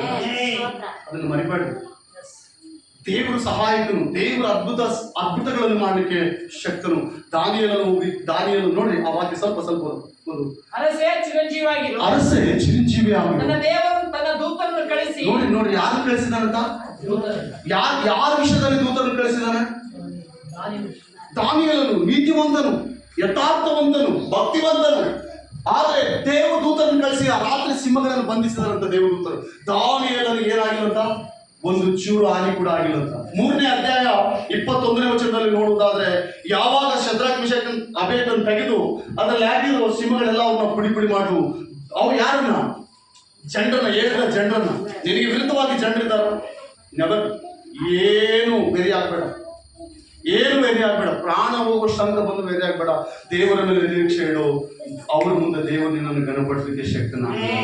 Hallelujah, hallelujah. ಅವ್ರ ಮುಂದೆ ನಿನ್ನ ಶಿರಸ್ಸನ್ನು ದೇವರು ಎತ್ತ ಮಾಡಲಿಕ್ಕೆ ಶಕ್ತನಾಗಿದ್ದಾನೆ ಪ್ರೇರೆ. ಆ ಸಂದರ್ಭದಲ್ಲಿ ಓಕೆ ಸ್ವಲ್ಪ ಸಿಂಹಗಳ ಬಾಯಿಗಳನ್ನು ಬಂಧಿಸಿದನು, ಅವುಗಳಿಂದ ನನಗೆ ಯಾವ ಹಾನಿ ಆಗಲಿಲ್ಲ. ಸೈತಾನದಿಂದ ನಿನ್ನ ಹಾನಿ ಮಾಡ್ಲಿಕ್ಕೆ ಬಿಡಲ್ಲ ದೇವರು. ಒಂದು ಆಮೇಲೆ ಹೇಳ್ರಿ, ಇವೆಲ್ಲರೂ ಹೇಳ್ಬೇಡ್ರಿ ಅಂತ ನಾನು ನಂಬ್ತಾ ಇದ್ದೀನಿ.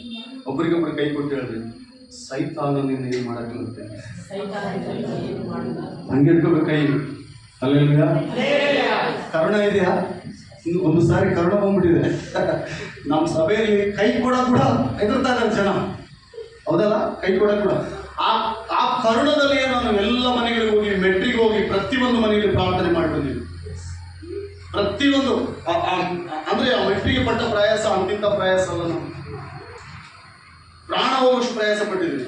ಆದ್ರೆ ಅಲ್ಲಿಂದ ನನಗೆ ಆಗಿದ್ದು ದೊಡ್ಡ ದ್ರೋಹ. ಅದ್ರ ಪ್ರತಿಫಲ ಈಗ ಬರ್ತಾ ಇದ್ದೀನಿ. ಹಲ್ಲೆಲೂಯಾ. ದೇವರು ನನ್ನ ಮರೆತಿಲ್ಲ. ದ್ರೋಹ ಮಾಡುವನು ದೊಡ್ಡವನಲ್ಲ ಪ್ರೇರೆ, ಸಹಿಸಿಕೊಂಡು ನಡೆಯುವನು ದೊಡ್ಡವನು. ಹಲ್ಲೆಲೂಯಾ. ಸಮಯ ಬರ್ತದೆ ನೋಡ್ರಿ, ಅದು ಹೆಂಗಿರ್ತದೆ ನಿಮಗೆ ಗೊತ್ತಾಗ್ತದೆ. ಈಗ ಹೇಳಲ್ಲ, ಅದು ಹೇಳ್ಬಾರ್ದು. ಸಮಯ ಬರ್ತದೆ. ಓಕೆನಾ? ರೆಡಿ? ಓಕೆ. ಎಲ್ಲರೂ ಇಟ್ಕೊಳ್ರಿ, ಬಿಟ್ಬಿಟ್ರೆ ಅದೇ ಟೈಮ್ ಅಂತ ಬರ್ತಾ ಇದೆ. ಹೇಳ್ರಿ, ಸೈತಾನನು ನಿನ್ನನ್ನು ದಾಟಿ ಹೋಗ್ಲಿಕ್ಕೆ ಆಗಲ್ಲ. ಯಾಕೆ ಹೇಳು? ದೇವರು ನಿನ್ನ ಪಕ್ಷದಲ್ಲಿದ್ದಾನೆ, ದೇವದೂತರು ನಿನ್ನ ಪಕ್ಷದಲ್ಲಿದ್ದಾನೆ. ಹಲ್ಲೆಲೂಯಾ. ಅದೇ ಹೇಳ್ತಾ ಇದ್ದೇನೆ ದಾನಿಯೇಲ, ಅರಸೇ ನನ್ನ ದೇವರು ತನ್ನ ದೂತರನ್ನು ಕಳಿಸಿ ಯಾವ ಹಾನಿಯು ಸಿಂಹಗಳು ನನಗೆ ಮಾಡದಂತೆ ದೇವರು ಕಾಪಾಡಿದ್ದಾನೆ. ಯಾರು ಕೇಳ್ತಾ ಇದ್ದಾರೆ ಪ್ರೇರೆ? ಯಾರು ಕೇಳ್ತಾ ಇದ್ದಾರೆ ಪ್ರೇರೆ? ಯಾರು ಓಡಿ ಬಂದಿದ್ದಾರೆ ಹೇಳಿ ಪ್ರೇರೆ? ಹಲ್ಲೆಲೂಯಾ. ಯಾರು ಓಡಿ ಬಂದಿದ್ದಾರೆ ಹೇಳಿದ್ರೆ ದಾನಿಯೇಲನ್ನು ವಿಚಾರಿಸಲಿಕ್ಕೆ? ಹೇಳ್ತಾ ಇಲ್ಲಲ್ಲ. ಯಾರು ಓಡಿ ಬಂದಿದ್ದಾರೆ ದಾನಿಯೇಲನ್ನು ವಿಚಾರಿಸಲಿಕ್ಕೆ? ಈಗಲಿಂದ ಬರೀ ಅಧಿಕಾರಿಗಳು ಎದುರಾಗ್ತಾರೆ ನಿಮಗೆ, ಮಾಮೂಲು ಮನುಷ್ಯರಲ್ಲ. ಅದನ್ನು ನಾನು ಅನುಭವಿಸಿದೆ. ಬರೀ ಅಧಿಕಾರಿಗಳು. ಹಲ್ಲೆಲೂಯಾ. ಎಷ್ಟು ಜನ ಅಧಿಕಾರಿಗಳು ನೋಡಿದ್ರಿ ಗೊತ್ತಾ? ಮಾಮೂಲಲ್ಲ. ಅದು ಹೇಳಲಿಕ್ಕೆ ಸಮಯ ಇಲ್ಲ, ಅದು ಹೇಳ್ಬಾರ್ದು ಕೂಡ. ಭಯಂಕರವಾದ ಸ್ಥಿತಿಯಲ್ಲಿ ನಾನು ಆಗುವುದಂತ ಸಂದರ್ಭಗಳಿದ್ದಾವೆ ನೋಡ್ರಿ. ಅರಸುಗಳ ಮುಂದೆ ದೇವರು ನಮ್ಮನ್ನು ನಿಲ್ಲಿಸ್ತಾನಂತೆ. ಯೆಶಾಯನ ಪ್ರವಾದನೆ ಗ್ರಂಥ ಹೇಳ್ತದೆ, ರಾಣಿಗಳು ನಿನಗೆ ಸಾಕು ತಾಯಿಗಳಾಗುವರು, ವಿದೇಶಿಯರು ನಿನ್ನ ಗೋಡೆಗಳನ್ನು ಕಟ್ಟುವರು. ವಿದೇಶಿಗಳು ದೇವರು ನಮ್ಮನ್ನು ಹೆಚ್ಚಿಸಿದಾಗ, ದೇವರು ಹೆಚ್ಚಿಸಿದಾಗ ನಾರ್ಮಲ್ ಪರ್ಸನ್ಗಳು ನಮ್ಮ ಹತ್ರ ಬಂದು ಮಾತಾಡಲ್ಲ, ಅಧಿಕಾರಿಗಳು ಬಂದು ನಮ್ಮ ಹತ್ರ ಮಾತನಾಡ್ತಾರೆ. ದಾನಿಯೇಲನು ಸಿಂಹದ ಹೋಗಿದ್ದಾನೆ. ಯಾರು ಹೋಗಿದ್ದಾರೆ ಹೇಳ್ರಿ? ಆಕಿಸ್ದವ್ರು ಹೋಗಿದ್ದಾರಾ? ಇಲ್ಲ, ರಾಜನ ಹೋಗಿದ್ದಾನೆ. ರಾಜನಿಗೆ ದಾನಿಯೇಲನೇ. ಹಲ್ಲೆಲೂಯಾ. ನಾನು ಹೇಳ್ತಾ ಇದ್ದೀನಿ, ದೇವರು ನಿಮ್ಗೆ ಹೇಳ್ತಾ ಇದ್ದಾನೆ, ಈ ದಿನದಿಂದ ಎಲ್ಲ ನೀನು ಚೇಂಜ್ ಮಾಡ್ಕೊಳ್ಬೇಕು. ಬರೀ ಹೇಳಿ ಮಾತ್ರಕ್ಕೆ ಅಲ್ಲ, ನಿನ್ನ ಜೀವಿತ ನೀನು ಚೇಂಜ್ ಮಾಡ್ಕೊಳ್ಬೇಕು. ನಿನ್ನ ಮುಂದೆ ಅಧಿಕಾರಿಗಳು ಬಂದು ನಿಲ್ಬೇಕು. ಹಲ್ಲೆಲೂಯಾ. ನಿಮಗೆ ಡೌಟ್ ಇದ್ರೆ ಮನೆಗೆ ಹೋಗಿ ಕೀರ್ತನೆ 2ನೇ ಪುಸ್ತಕ ಓದ್ರಿ. ಕೀರ್ತನೆ 2 ಮನೆಗೆ ಹೋಗಿ ಓದ್ರಿ, ನೀವು ಸ್ಟಡಿ ಮಾಡಿ. ಅಲ್ಲಿ ಬರೆಯಲ್ಪಟ್ಟಿದೆ. ಕೀರ್ತನೆ 2 ಜ್ಞಾಪಕದಲ್ಲಿ ಕೊಡ್ರಿ. ಅಲ್ಲಿ ಹೋಗಿ ಮನೆಗೆ ಹೋಗಿ ಸಂಪೂರ್ಣವಾಗಿ ಓದ್ರಿ. ಆ ಅಧ್ಯಾಯದಿಂದ 3ನೇ ಅಧ್ಯಾಯದವರೆಗೆ ಓದ್ರಿ. ಎಲ್ಲ ನಮಗೆ ಗೊತ್ತಾಗ್ತದೆ. ದಾನಿಯೇಲನ ಸೇವಿಸಿದ ದೇವರಿಗೆ ನಾವು ಸೇವಿಸ್ತಾ ಇದ್ದೀವಿ. ಕರ್ತನು ನೀನು ನಡೆಸುವಾಗ ಆರಾಮವಾಗಿರ್ತದೆ. ದೇವರು ನಿನಗೆ ಸಹಾಯ ಮಾಡುವಾಗ ಆರಾಮವಾಗಿರ್ತದೆ. ಯಾರು ನಿನಗೆ ಏನ್ ಮಾಡ್ದಂತ ಬೇಜಾರು ಪಡಬೇಡ. ದೇವರು ಸಹಾಯಕನು. ನಿನ್ನ ಆಪತ್ತಿನಲ್ಲಿ ಆತನು ನಿನಗೆ ಸಹಾಯ ಮಾಡಲು ಶಕ್ತನು. 91ನೇ ಕೀರ್ತನೆಯ 13ನೇ ವಚನ. Psalms 91 verse 13.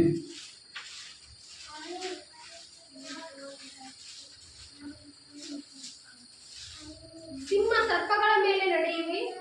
ಸಿಂಹ ಸರ್ಪಗಳ ಮೇಲೆ. ಸೈತಾನ್ ಹೆಂಗಿದಾನಂತ ಹೇಳಿದ್ರೆ ಈಗ ಹೇಳ್ರಿ, ಎಲ್ಲರೂ ಹೇಳ್ರಿ. ಸೈತಾನ್ ಯಾರಂತ? ಹಲೋ, ಸೈತಾನನ ಯಾರಂತ? ಸಿಂಹ. ಸೈತಾನನ ಯಾರಂತ? ಗರ್ಜಿಸುವ ಸಿಂಹದೋಪಾದಿಯಲ್ಲಿ ಯಾರನ್ನು ನುಂಗಲಿ ಎಂಬುದಾಗಿ ಸೈತಾನ ನಿಮ್ಮ ಕಡೆಗೆ ಬರ್ತಾ ಇರ್ತಾನೆ. ನಿಮ್ಮ ವಿರೋಧಿ ಆಗಿರೋದು ಯಾರು? ಸೈತಾನ. ದೇವರ ವಾಕ್ಯ ಹೇಳ್ತದೆ, ನೀನು ಸಿಂಹ ಸರ್ಪಗಳ ಮೇಲೆ, ಹಲ್ಲೆಲೂಯಾ, ಸಿಂಹ ಸರ್ಪಗಳ ಮೇಲೆ ನಡೆಯುವಿ. ಏನೋ ಸಿಂಹ ಸರ್ಪಗಳ ಮೇಲೆ. ಎಸ್, ಕರೆಕ್ಟಾ? ಸಿಂಹ ಇದೆ ಅಲ್ಲಿ. 13ನೇ ವಚನ. ಸಿಂಹ ಇದೆಯಲ್ಲ. ಸಿಂಹ ಸರ್ಪಗಳ ಮೇಲೆ ಫಸ್ಟ್ ಏನಿರೋದು ಹೇಳ್ರಿ? ಸಿಂಹ. ಸೈತಾನ ಹೆಂಗಿರ್ತಾನಂತ? ಹಲ್ಲೆಲೂಯಾ. ಹೆಂಗಿರ್ತಾನಂತ ಹೇಳಿ? ಸಿಂಹ. ಆದರೆ ಅದು ನೀನು ಏನ್ ಮಾಡೋಕ್ಕಾಗಲ್ಲ. ಏನ್ ಮಾಡೋಕ್ಕಾಗಲ್ಲ ಹೇಳ್ರಿ? ಆಗ್ತದಂತ ನಂಬ್ತಾ ಇದ್ದೀರಾ? ಆಗಲ್ಲ ಪ್ರಿಯ ಆತ್ಮೀಯರೇ, ಏನು ಮಾಡಲಿಕ್ಕಾಗಲ್ಲ. ನೀನು ಸಿಂಹ ಸರ್ಪಗಳ ಮೇಲೆ ನಡೆಯುವಿ. ಪ್ರಾಯದ ಸಿಂಹ ಘಟ ಸರ್ಪಗಳನ್ನು ತುಳಿದು ಬಿಡು. ಘಟ ಸರ್ಪಗಳಂತ. ಹಲ್ಲೆಲೂಯಾ. ಘಟ ಸರ್ಪಗಳಂತ. ರೀಸೆಂಟ್ ಇದೇ ವೀಕಲ್ಲಿ, ಇದೇ ವಾರದಲ್ಲಿ ಒಬ್ಬ ಈಗ ಹೋಗ್ತಾ ಇದ್ದ ಒಬ್ಬ ವ್ಯಕ್ತಿ ಕೈ ಎತ್ತಿದ್ರೆ ಕುಂದಿರ್ಸ್ಕೊಂಡು ಎಲ್ಲಿ ಅಂತ ಹೇಳಿ KPCL ಸಾರ್ ಅಂತ ಬರೀ ಅಂತ ಹೋದೆ. ಆ KPCL ಖಾಲಿ ತಾಡಿದ ಕೂಡಲೇ ಒಂದು ಇಷ್ಟಪ್ಪ ಇರ್ಬೋದು ಹಾವು. ಅದು ಏನೋ ಗೊತ್ತಿಲ್ಲ, ಬರೀ ನನಗೆ ಬರ್ತಾವ ಹಾವು. ನನಗೆ ಕಾಲಿದಾವೆ ನನಗೆ ಗೊತ್ತಿಲ್ಲ. ಬರಂತ ಬಂದ್ಬಿಡ್ತು, ಬರಂತ ತುಂಬ್ಕೊಂಡು ಹೋಗ್ಬಿಡ್ತು. ಆ ವ್ಯಕ್ತಿ ಹಿಂದೆ ನಡಗಿಟ್ಬಿಟ್ಟಿದ್ದಾರೆ. ಏನಾಗ್ತದೆ ಸರ್, ಕಾಲು ನೋಡ್ಕೊಂಡ ಹೆಂಗ ಏನ್ ಸರ್ ಏನು ಆಯ್ತಾ ಅಂತ. ಏನು ಮಾಡಲ್ ಬಿಡ್ರಿ, ಆಗ್ತಾ ಬರ್ತದ. ಅಂಜಿನಪ್ಪ ಹೊಡೋದು, ಆ ಅಂಜಿನಪ್ಪ ಏನಾಗಲ್ರಿ, ದೇವ್ರ ಸಹಾಯ. ಹಲ್ಲೆಲೂಯಾ. ಅನೇಕ ಆವರ್ತಿ ಸೈತಾನ ಬರ್ತಾನಂತ. ಗರ್ಜಿಸುವ ಸಿಂಹದೋಪಾದಿ. ಹಾಗೆ ಇನ್ನೊಂದ್ಸಾರಿ ಕೂಡ ನಾನು ಹೇಳಿದೆ, ಮೆಟ್ಲೆ ಆಸ್ಪಾಸ್ ಆ ಕಡೆ ಪೆಟ್ರೋಲ್ ಬ್ಯಾಂಕ್ ಆ ಕಡೆ ಇಷ್ಟು ದೊಡ್ಡ ಆ ಹಾವು ನೀವು ಎಂದು ನೋಡಿಲ್ಲ. ಆ ನಾಗರಾವು ನೀವು ಎಂದು ನೋಡಿಲ್ಲ, ನೋಡಕ್ಕಾಗಲ್ಲ. ಇಷ್ಟು ದಪ್ಪ ಇದೆ. ನಾನು ಭಾಷಣ ಬರ್ತಾ ಇದ್ದೀವಿ, ಕ್ರಿಸ್ಮಸ್ ಸಂತೋಷ ಬಟ್ಟೆಯಲ್ಲಿ ತಗೊಂಡ್ಬರ್ತಾ ಇದ್ದೀವಿ. ಸಂತೋಷವಾಗಿ ಇರಬಾರ್ದು ಎಂಬುದಾಗಿ ಸೈತಾನ್ ತಾನೆ ಎಷ್ಟು ಸಡನ್ಲಿ ಬಂದ್ಬಿಡ್ತೀವಿ. ಹಿಂಗೆ ಇಷ್ಟೆಲ್ಲ ಇದೆ. ಅದು ಏನಾದ್ರೂ ಸೆಂಟ್ರ್ ಹೊಡೆದ್ರೆ ರಿವರ್ಸ್ ಆಗ್ತದೆ ಅಂತೇಳಿ ಬ್ರೇಕ್ ಹಾಕಿ ತಲೆ ಮೇಲೆ ಹೊಡ್ಕೊಂಡ್ ಬಂದಿದ್ದೀವಿ. ಹಲ್ಲೆಲೂಯಾ. ಅವಾಗ ಶಿವಣ್ಣ ಅನಿಸಿರ್ಬೋದು, ನಮ್ಮ ಅಣ್ಣ ಭಾಷಣ ಬರೆದಿನ 12 ವರ್ಷ ಅಂತ. ಹಲ್ಲೆಲೂಯಾ. ಅಲ್ಲ ಪ್ರಿಯರೇ, ದೇವರ ವಾಕ್ಯ ಇದೆ, ಸಿಂಹ ಸರ್ಪಗಳ ಮೇಲೆ ನಡೆಯುವಿ. ಪ್ರಾಯದ ಸಿಂಹ ಘಟ ಸರ್ಪಗಳ. ಎಂತ ಸಂಸೋನಿಗೆ ಎಂತ ಸಿಂಹ ಬಂತಂತ ಹೇಳ್ರಿ? ಎಂತ ಸಿಂಹ ಅಂತ ಹೇಳ್ರಿ? ವಾಕ್ಯ ಹೇಳ್ತೀನಿ. ವಾಕ್ಯ ಯಾವತ್ತೂ ಸುಳ್ಳಲ್ಲ. ವಾಕ್ಯ ನಂಬ್ಬೇಕು ನಾವು ಅಷ್ಟೇ. ಪ್ರಾಯದ ಸಿಂಹ. ಹಲ್ಲೆಲೂಯಾ. ನೀವು ದೆವ್ವಗಳನ್ನು ಬಿಡಿಸಿರೋಂಥ ವಾಕ್ಯದಲ್ಲಿ ಐತೆ, ಅದನ್ನ ನಾವು ನಂಬಬೇಕು. ಇದೇ ಇಲ್ಲ ವಾಕ್ಯದಲ್ಲಿ. ದೆವ್ವಗಳು ನಿಮಗೆ ಅಧೀನವಾಗ್ತಾ ಉಂಟ. ದೆವ್ವಗಳು ಏನಾಗ್ತಾ ಉಂಟು ನಮಗೆ? ಅಧೀನವಾಗ್ತವೆ. ಇಲ್ಲಿವರೆಗೆ ಲೋಕದಲ್ಲಿರುವ ಎಲ್ಲ ಜನರು ದೆವ್ವಗಳಿಗೆ ಭಯಪಡ್ತಾರೆ, ಆದರೆ ಈಗ ದೆವ್ವ ನಮ್ಮನ್ನು ನೋಡಿ ಭಯಪಡಬೇಕು. ಎಲ್ಲ ರಿವರ್ಸ್ ದೈವರಲ್ಲಿ. ಹಲ್ಲೆಲೂಯಾ. ಸಿಂಹ ಸರ್ಪಗಳ ಮೇಲೆ ನಡೆಯುವಿ, ಪ್ರಾಯದ ಸಿಂಹ ಘಟ ಸರ್ಪಗಳನ್ನು ತುಳಿದು ಏನ್ ಮಾಡಿವಿ? ತುಳಿದು. ಹಲ್ಲೆಲೂಯಾ. ದೇವರು ನಿಮ್ಮೆಲ್ಲರನ್ನ ಆಶೀರ್ವಾದ ಮಾಡ್ಲಿಕ್ಕೆ ದೇವರು ಪ್ರಿಯ ದೇವ್ರ ಮಕ್ಕಳೇ, ಭಯಪಡಬೇಡ್ರಿ, ದೇವರು ನಮ್ಮ ಪಕ್ಷದಲ್ಲಿದ್ದಾರೆ. ಎಷ್ಟು ಜನ ಅಂತಾರೆ? ಹಾಗೆ ಇನ್ನೂರು ಎಲ್ಲ ಕೈಗಳೇ ಹಲ್ಲೆಲೂಯಾ. 91 ಲೂಕನ ಬರೆದ ಸುವಾರ್ತೆ 10ನೇ ಅಧ್ಯಾಯ 18ನೇ ವಚನ. ಲೂಕ 10ನೇ ಅಧ್ಯಾಯ 18ನೇ ವಚನ. ದೇವರು ನಿಮ್ಮೆಲ್ಲರನ್ನ ಆಶೀರ್ವಾದ ಮಾಡಲಿ. ನಿಮ್ಮ ಮಕ್ಕಳ ಮೊದಲುಗೊಂಡು ಸಮಸ್ತ ಎಲ್ಲವುದನ್ನು ದೇವರು ನಿಮ್ಮ ಧೈರ್ಯಪಡಿಸಿ ನಿಮ್ಮನ್ನು ಆಧರಿಸಲಿ. ಭಯಪಡಬೇಡ್ರಿ, ದೇವರು ನನಗಿದಾನೆ ಎಂಬುದಾಗಿ ಹೇಳ್ರಿ.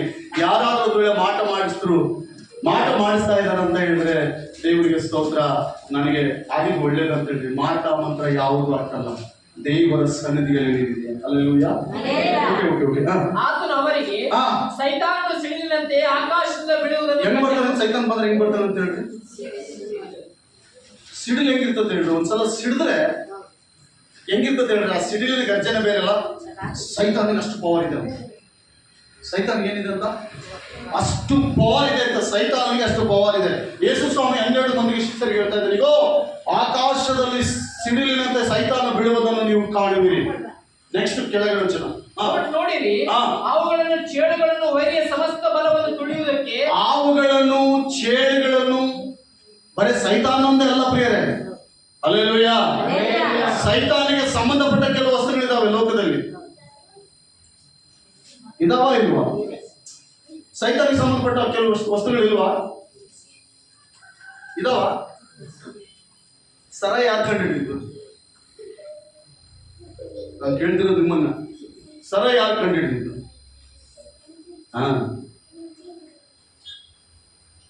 ಹಿಮಾಲಯ ಮತ್ತು ಅನೇಕ ಮಾದಕ ವಸ್ತುಗಳನ್ನು ಕಂಡುಹಿಡಿದ್ದು ಅವನೇ.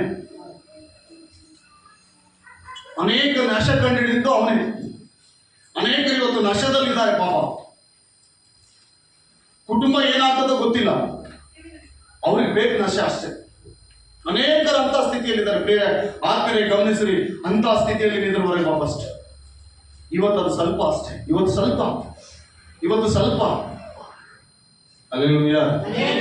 ನನ್ನ ಮಗ ಯಾವಾಗ ಕುಡ್ದಿಲ್ಲಪ್ಪ, ಅವಾಗ ಹೋಗಿ ಹೇಳ್ತಾರೆ, ನನ್ನ ಮಗ ಯಾವಾಗ ಕುಡ್ದಿಲ್ಲಪ್ಪ, ಇಲ್ಲಪ್ಪ ಗಂಟೆ ಕುಡ್ತೇನೆ ಅವನು. ಹಲ್ಲೆಲೂಯಾ. ನನ್ನ ಮಗ ಯಾವಾಗ ಕುಡಿಯಲ್ಲ, ಅವ್ರು ಯಾರೋ ಬಂದು ಕುಡಿಸ್ಯಾರಪ್ಪ, ಬೀಗರು ಬಂದಿದ್ರು ಕುಡ್ದಾರಪ್ಪ. ಇವೆಲ್ಲ ಬಿಡ್ರಿ, ಅದರಿಂದ ದೂರ ಇರು. ಸಂಸಾರ ಕುಟುಂಬ ಎಲ್ಲ ಚೆನ್ನಾಗಿರ್ತದೆ, ಶಾಂತಿಯುತವಾಗಿರ್ತದೆ. ಅದರಿಂದ ಏನು ಪ್ರಯೋಜನ ಇಲ್ಲ. ನಮ್ಮ ಸಂತೋಷಕ್ಕಾಗಿ ಕೊಡ್ತೀವಿ, ಅದೇ ಒಂದು ದಿವಸ ನಮಗೆ ದುಃಖವಾಗಿ ಮಾಡಿಕೊಡ್ತೀವಿ. ಎಷ್ಟು ಜನ ನೋಡ್ತಾ ಇಲ್ಲ ಪ್ರೇರೆ? ಈ ದಿನಗಳಲ್ಲಿ ಎಷ್ಟೋ ಜನ ಬರೀ ಮದ್ಯಪಾನಕ್ಕೆ ಬಾಧಿಸಲಾಗಿ ಕೆಲವು ಸೂಸೈಡ್ಗಳು ಮಾಡ್ಕೊಂಡು ಸತ್ತು ಮಣ್ಣಲ್ಲಿ ಸೇರಿದ್ದಾರೆ ಕೆಲವು, ಅಲ್ವಾ? ನಾವು ನೋಡ್ತಾ ಇಲ್ವಾ? ಅದರಿಂದ ಹೊರಗೆ ಬರ್ಬೇಕು ನಾವು. ಫಸ್ಟ್ ದೇವ, ನಾನು ಅದನ್ನ ತಪ್ಪಿಸಪ್ಪ. ಫಸ್ಟಿಗೆ ಚಿಕ್ಕದಾಗಿ ಕಾಣ್ತದೆ. ಫಸ್ಟಿಗೆ ಏನ್ ಕಾಣ್ತೇವೆ? ಚಿಕ್ಕದಾಗಿ. ಆಮೇಲೆ ಬಹಳ ದೊಡ್ಡದಾಗಿ ಪ್ರಬಲ ಇರುತ್ತೆ. ಆದ್ರಿಂದ ನಾವು ಬಹಳ ಎಚ್ಚರವಾಗಿರ್ಬೇಕು. ವಾಕ್ಯ ಹೇಳ್ತದೆ, ನೀನು ಸಿಂಹ ಸರ್ಪ ಲೂಕನ ಬರೆದ ಸುವಾರ್ತೆ, ಸೈತಾನನು ಸಿಡಿಲಿನಂತೆ ಆಕಾಶದಿಂದ ಬೀಳುವುದನ್ನು ಕಂಡೆನು. ನೋಡಿರಿ, ಅವುಗಳನ್ನು ಚೇಳುಗಳನ್ನು ವೈರಿಯ ಸಮಸ್ತ ಬಲವನ್ನು ತುಳಿಯುವುದಕ್ಕೆ ನಿಮಗೆ ಅಧಿಕಾರ ಕೊಟ್ಟಿದ್ದನಂತೆ. ಯಾರಿಗೆ ಅಧಿಕಾರ ಕೊಟ್ಟಿದ್ದನಂತೆ? ನಮಗೆ ಅಧಿಕಾರ ಕೊಟ್ಟಿದ್ದಂತೆ. ಏನು? ನೀನು ಯಾವುದಕ್ಕೂ ಭಯಪಡಬೇಡ, ದೇವರಿಗೆ ಭಯಪಡ ಅಷ್ಟೇ. ಯೆಹೋವನ ಭಯವೇ ಜ್ಞಾನದ ಮೂಲ, ಯೆಹೋವನ ಭಯವೇ ಆರೋಗ್ಯಕ್ಕೆ ಮೂಲ. ಯಾರು ಯೆಹೋವನನ್ನು ಸನ್ಮಾನಿಸ್ತಾರೋ ಅವರು ದೇವರ ದೀರ್ಘ ಆರೋಗ್ಯವನ್ನು ಹೊಂದಿಕೊಳ್ತಾರೆ. ಯಾವನು ತನ್ನ ಆತ್ಮಕ್ಕೆ ಕೇಡು ಯೆಹೋವನ ತಿರಸ್ಕಾರ ಮಾಡ್ತಾನೋ ಅವನು ತನ್ನ ಆತ್ಮಕ್ಕೆ ಕೇಡು ಮಾಡಿಕೊಳ್ತಾನೆ. ಕೇಳಲ್ಲ ಆಯ್ತು, ನಾವು ಓದಂಗೆ ವಾಕ್ಯದಲ್ಲಿ ಯಾವನು ಯೆಹೋವನ ನಿರಾಕರಿಸ್ತಾನೋ ಅವನು ತನ್ನ ಆತ್ಮಕ್ಕೆ ಕೇಡು ಮಾಡಿಕೊಳ್ತಾನೆ ಎಂಬುದು. ಹಲ್ಲೆಲೂಯಾ. ನಾನು ಹೇಳ್ತಿರೋ ಮಾತಲ್ಲ, ಜ್ಞಾನೋಕ್ತಿಯಲ್ಲಿ ಮಾತು ಬರೆಯಲ್ಪಟ್ಟಿದೆ. ನೆಕ್ಸ್ಟ್ ವಾಕ್ಯ ದಾನಿಯೇಲ್ ಪುಸ್ತಕ 6:24.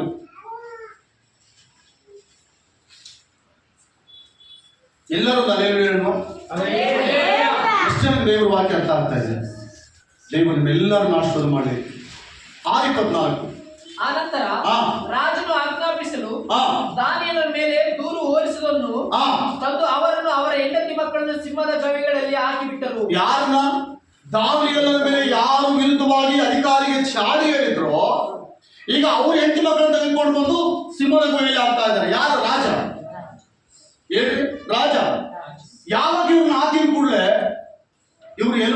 ಇಲ್ಲಂತ ಸಿಂಹಗಳು. ಯಾರ ಎಲುಬುಗಳು? ಓದಿ ಸ್ವಲ್ಪ ಓದಿ. ಅವರು ಹಾ. ಗವಿಯ ಅಡಿಯನ್ನು ಹಾ. ಮುಟ್ಟುವುದರೊಳಗೆ ಸಿಂಹಗಳು ಅವರ ಮೇಲೆ ಹಾ. ಹಾರಿ ಅವರ ಎಲುಬುಗಳನ್ನು ಚೂರು ಚೂರು ಮಾಡಿದವು. ಯಾರ ಎಲುಬುಗಳನ್ನ? ಯಾರು ದಾನಿಯೇಲನಿಗೆ, ಭಕ್ತನಿಗೆ. ನೋಡಿ ಪ್ರಿಯರೇ, ದೇವರ ಮಕ್ಕಳಂದ್ರೆ ಅಷ್ಟು ಸುಲಭ ಅಲ್ಲ. ನೀನು ದೇವರ ನಂಬಿದ್ರೆ ನಿನ್ನ ಯಾರು ಅಷ್ಟು ಈಸಿಯಾಗಿ ಟಚ್ ಮಾಡೋಕ್ಕಾಗಲ್ಲ. ಒಂದು ವೇಳೆ ಟಚ್ ಮಾಡಿದ್ರೆ ಅವ್ರು ಅನುಭವಿಸಲೇಬೇಕು. ದೇವ್ರ ಮಕ್ಕಳು ಯಾರು, ಇಲ್ಲಿರುವ ದೇವ್ರ ಮಕ್ಕಳು ಯಾರೇ ಇರಲಿ, ಅವ್ರನ್ನ ಯಾರಾದ್ರೂ ಏನಾದ್ರೂ ಅಂದು ಟಚ್ ಮಾಡಿ ಏನಾದ್ರೂ ಕೆಣಕಿದ್ರೆ ಬಹಳ ಪ್ರತಿಫಲ ದೊಡ್ಡದಿರ್ತದೆ. ಅವ್ರು ರೋಲರ್ ನೋಡಿದ್ರ? ರೋಲರ್, ಒಬ್ಬ ಸೇವಕ ನನಗೆ ಹಿಂಗೆ ಹೇಳ್ತಾನೆ, ಯಾರಾದ್ರೂ ದೇವ್ರ ಮಕ್ಕಳನ್ನು ತೊಡಗಿದ್ರೆ ರೋಲರ್ ಕೆಳಗೆ ಬಿದ್ದಂತೆ. ರೋಲರ್ ಅಂದ್ರೆ ಏನು ಹೇಳಿ? ಬಸ್ಸ ಇಲ್ಲಿ ರೋಡ್ ಮಾರೋ ರೋಲರ್ ಇದ್ದದ್ದು ನೋಡ್ರಿ. ಅದ್ರ ಕೆಳಗೆ ಬಿದ್ದರೆ ಮನುಷ್ಯ ಹೆಂಗಾಗ್ತಾನೆ ಹೇಳಿ? ಅಪ್ಪಚ್ಚಿ. ಬಸ್ಸಿನ ಕೆಳಗೆ ಬಿದ್ದರೆ ಪರವಾಗಿಲ್ಲ, ತುಂಡು ತುಂಡು ಸಿಗ್ತಾವ. ಆದ್ರೆ ರೋಲರ್ ಕೆಳಗೆ ಬಿದ್ದರೆ ಏನು ಸಿಗಲ್ಲ. ದೇವರ ಮಕ್ಕಳು ತೊಡಗಿದ್ರೆ ಇರ್ತದ.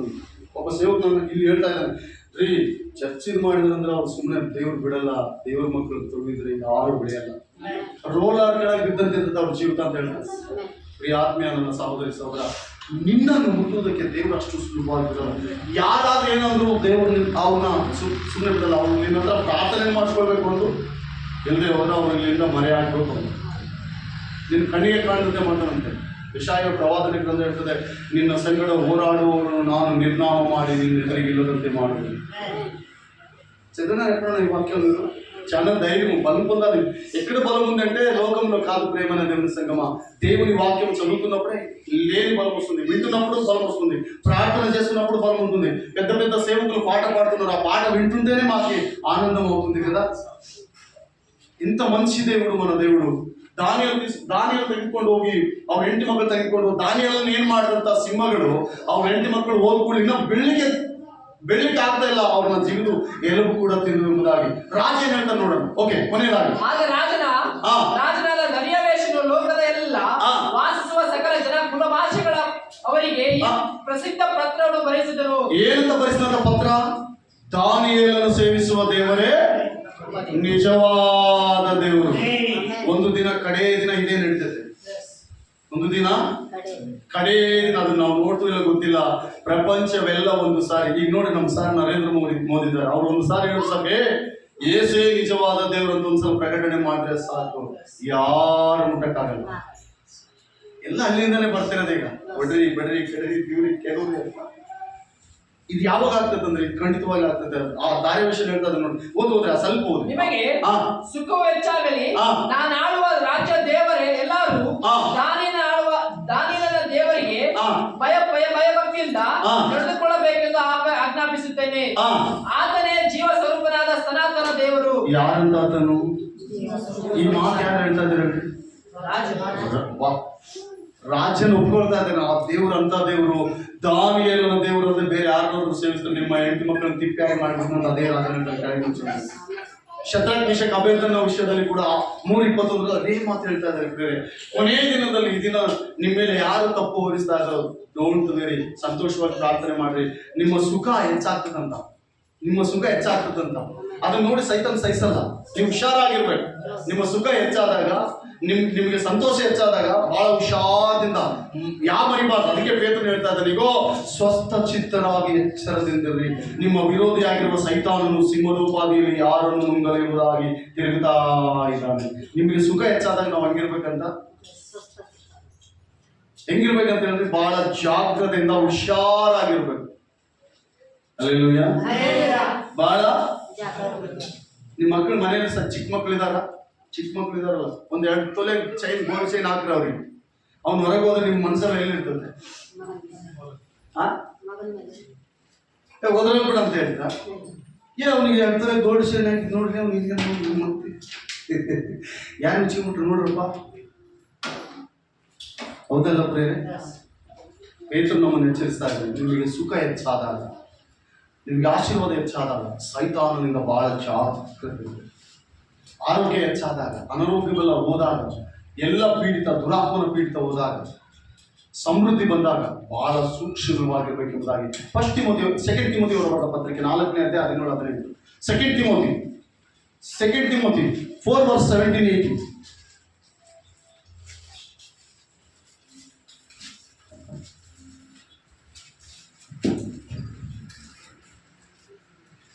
ಆದರೆ ಕರ್ತನು ನನ್ನ ಬಳಿಯಲ್ಲಿ ನಿಂತುಕೊಂಡು ನನ್ನನ್ನು ಬಲಪಡಿಸಿ ನನ್ನ ಮೂಲಕ ಸುವಾರ್ತೆ ಸಂಪೂರ್ಣವು ಸಾರಲ್ಪಡುವಂತೆಯೂ ಅನ್ಯ ಜನರು ಅದನ್ನು ಕೇಳುವಂತೆಯೂ ಮಾಡಿದನು.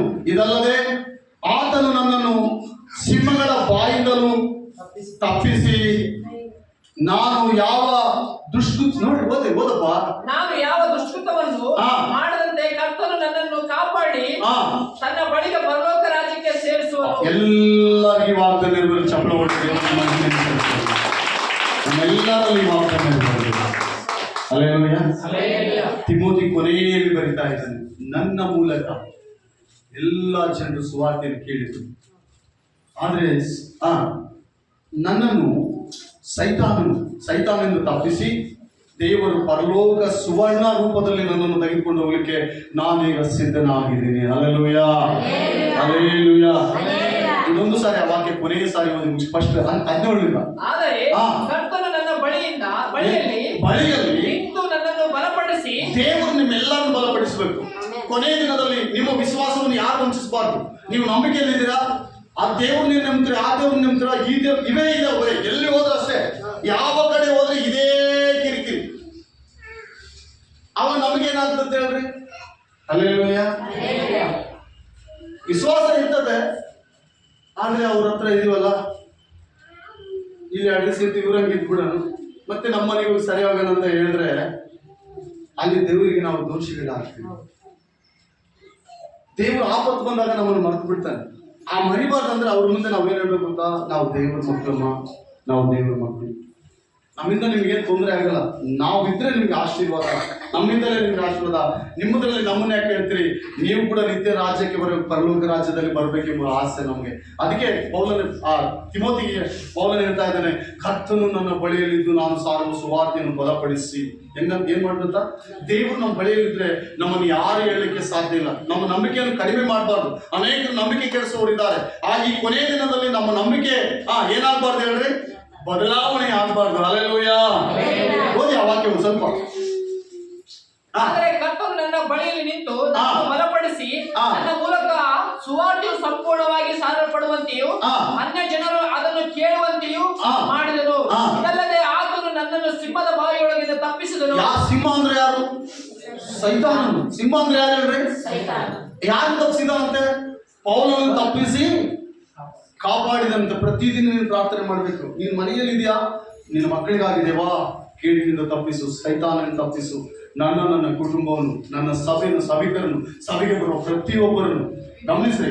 ಈ ಕೊನೆಯ ಮಾತು ಗಮನಿಸ್ರಿ. ಸಭೆಗೆ ಬರುವ ಪ್ರತಿಯೊಬ್ಬರನ್ನು, ಅವ್ರು ಯಾರೇ ಆಗಿರಲಿ, ಯಾವ ಊರವರೇ ಆಗಲಿ, ಹಂಗೆ ಒಬ್ಬರಿಗೊಬ್ರು, ಒಬ್ಬರು ಊರು ಒಬ್ಬರು ಹೆಸರು ಹೇಳಿ, ಒಬ್ಬರ ಕುಟುಂಬದ ಮೇಲೆ ಒಬ್ಬರು ಹೆಸರು ಹೇಳಿ ನಾವು ಈ ರೀತಿ ಪ್ರಾರ್ಥನೆ ಮಾಡ್ತಾ ಹೋದ್ರೆ ಪ್ರಾರ್ಥನೆ ಬಲವಾಗಿರ್ತದೆ.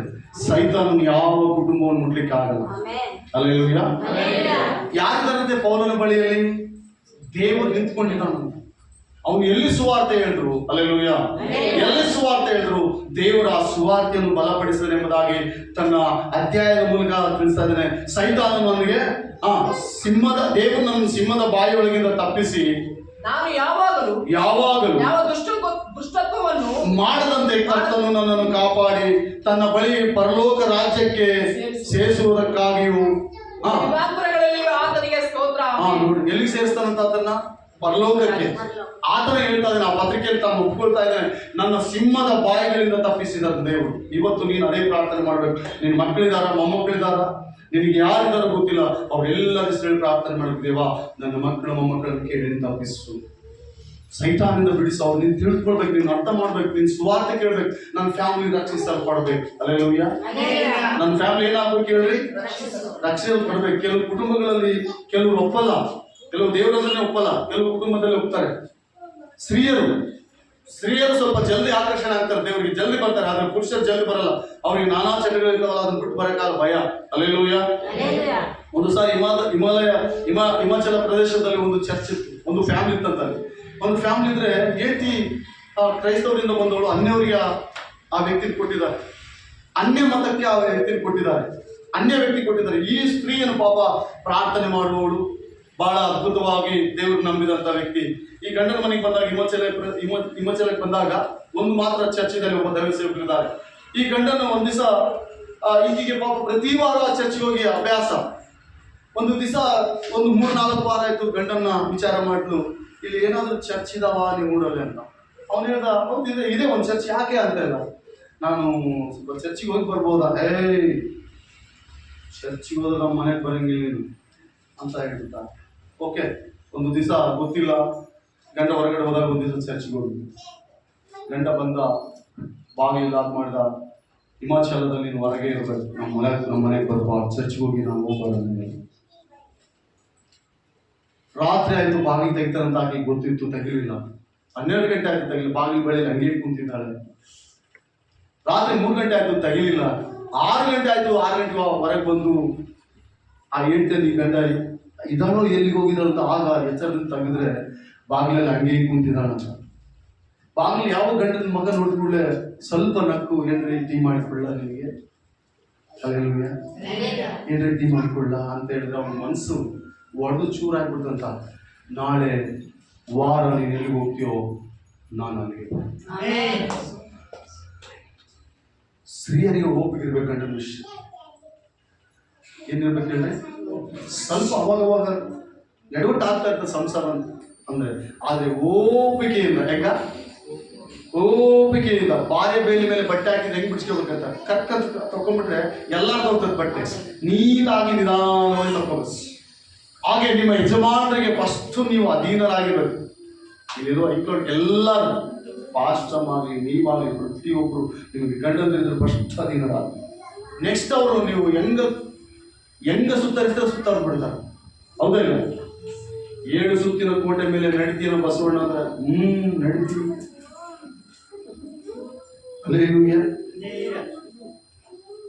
ನಾನು ಹಿಂದೆ ಬರ್ತೀನ ಬಸವಣ್ಣ ಅಂದ್ರೆ ಬರ್ತೀನಿ. ಅವ ಮುಂದಿತ್ತ ನಿಮಗೆ ಹಿಂದೆ ಆಗ್ತಾನೆ. ಅನುಭವಿಸಿದ್ರೆ ಯಾರನ್ನ ಇಲ್ಲ ಅಂತ ಹೇಳ, ಮತ್ತೆ ಇಲ್ಲ ಅಂತ ಮುಂಚೆ ಹೊಡೆದು ಬಿಡ್ತಾನೆ. ಒಂದು 2-3 ಎಂಟು ನೀರು ಹಾಕಿ ಸುಮ್ಸಿ ಮುಚ್ಚಿದ್ರೆ ಹೊರದ ಮನ್ನ ಪಡೆದ ಕೊಟ್ಟೆವು ಮಂಚೋಳು ಕಾಲು. ಅಲ್ಲೇಲೂಯ. ಇನ್ನು ಕೆಲವು ಸರ್ ನೀನು చేతులు కాదమ్మా కట్లు విని మన్నకు కొట్టింటే ఎక్కడ పడినాను. మా అత్త కూడా ఏమని పలకలేదు చూడు. ఎందుకు పలుకుతుంది నీకు? నువ్వు సరిగా ఉంటే కదా అక్కడ. ಓಟು ಬಹಳ ಪ್ರಾಮುಖ್ಯ. ಒಬ್ಬರಿಗೆ ಪ್ರೀತಿ ಬಹಳ ಪ್ರಾಮುಖ್ಯ. ಪ್ರತಿ ಕುಟುಂಬದಲ್ಲಿ ಪ್ರೀತಿ. ನೀವು ಒಬ್ರಿಗೊಬ್ರು ಅಡ್ಜಸ್ಟ್ ಆಗಿ ನೀಟಾಗಿ ಹೋಗ್ತಾ ಇದ್ರೆ ನಿಮ್ಗೆ ಅಡ್ಡೆ ಇರಲ್ಲ. ನೀವು ಪ್ರಾರ್ಥನೆ ಮಾಡ್ಲಿಕ್ಕೆ ಹೇಳ್ತಾನೆ ದೇವರು.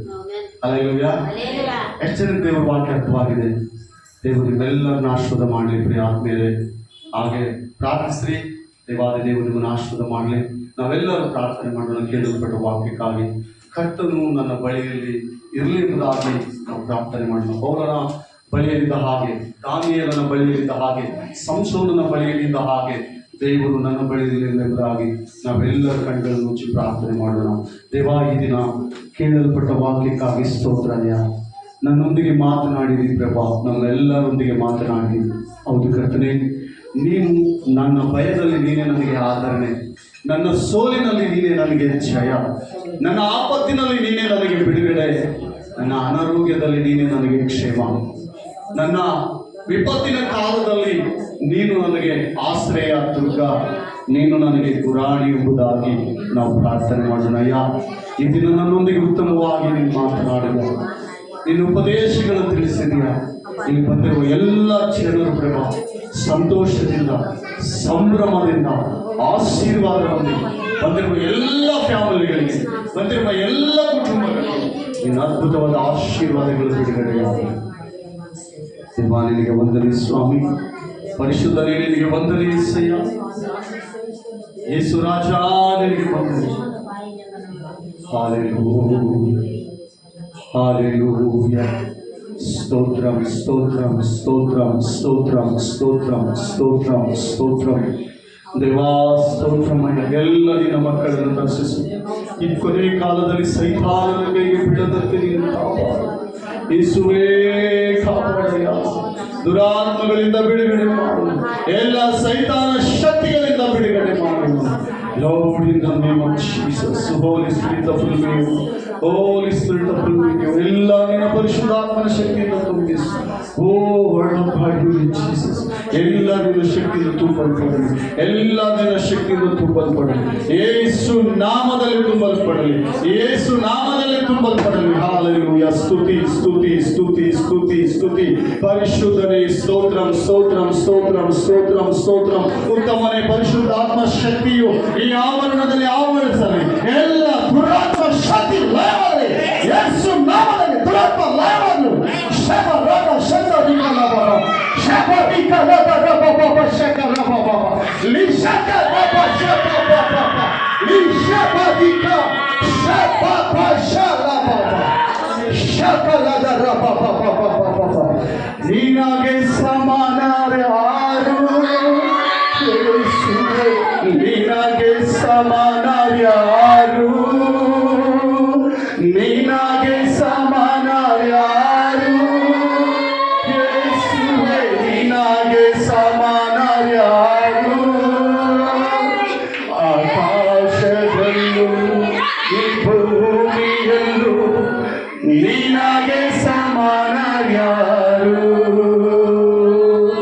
ಆಕಾಶದಲ್ಲೂ ಈ ಭೂಮಿಯಲ್ಲೂ ನಿನಗೆ ಪರಲೋಕ ಮನ್ನವ ಸುರಿಸಿ ನಿನ್ನ ಜನರನ್ನು ಪೋಷಿಸಿದೆ. ಪರಲೋಕ ಮನ್ನವ ನೀಡಿ ನಿನ್ನ ಜನರನ್ನು ಪೋಷಿಸಿದೆ. ನಿನ್ನಂತೆ ಯಾರಿಗೂ ಎಲ್ಲ ಜನರನ್ನು ಪ್ರೀತಿಸಲು. ನಿನ್ನಂತೆ ಯಾರಿಗೂ ಎಲ್ಲ ಜನರನ್ನು ಪ್ರೀತಿಸಲು. ನಿನಗೆ ಸಮಾನ ಯಾರು ಯೇಸುವೇ, ನಿನಗೆ ಸಮಾನ. ಹೌದಪ್ಪ, ನಿನಗೆ ಸಮಾನರು ಯಾರಿಲ್ಲಯ್ಯ. ನೀನಾಗೆ ಆಕಾಶದಲ್ಲಿ ಭೂಮಿಯಲ್ಲಿ ನಿನಗೆ ಸಮಾನರೇ ಇಲ್ಲ. ನಿನ್ನ ಸನ್ನಿಧಿಯಲ್ಲಿ ದುರಾತ್ಮಗಳು ನಡುಗುತ್ತವೆ, ನಿನ್ನ ಸನ್ನಿಧಿಯಲ್ಲಿ ದುರಾತ್ಮಗಳು ನಡುಗುತ್ತವೆ, ನಿನ್ನ ಸನ್ನಿಧಿಯಲ್ಲಿ ದುರಾತ್ಮಗಳು ನಡುಗುತ್ತವೆ. ಶಬ ಬಬ ಬಬ ಶಂದ ವಿಕಲವ. ಸ್ತೋತ್ರಪ್ಪ. ಹಾಲೆಲೂಯಾ.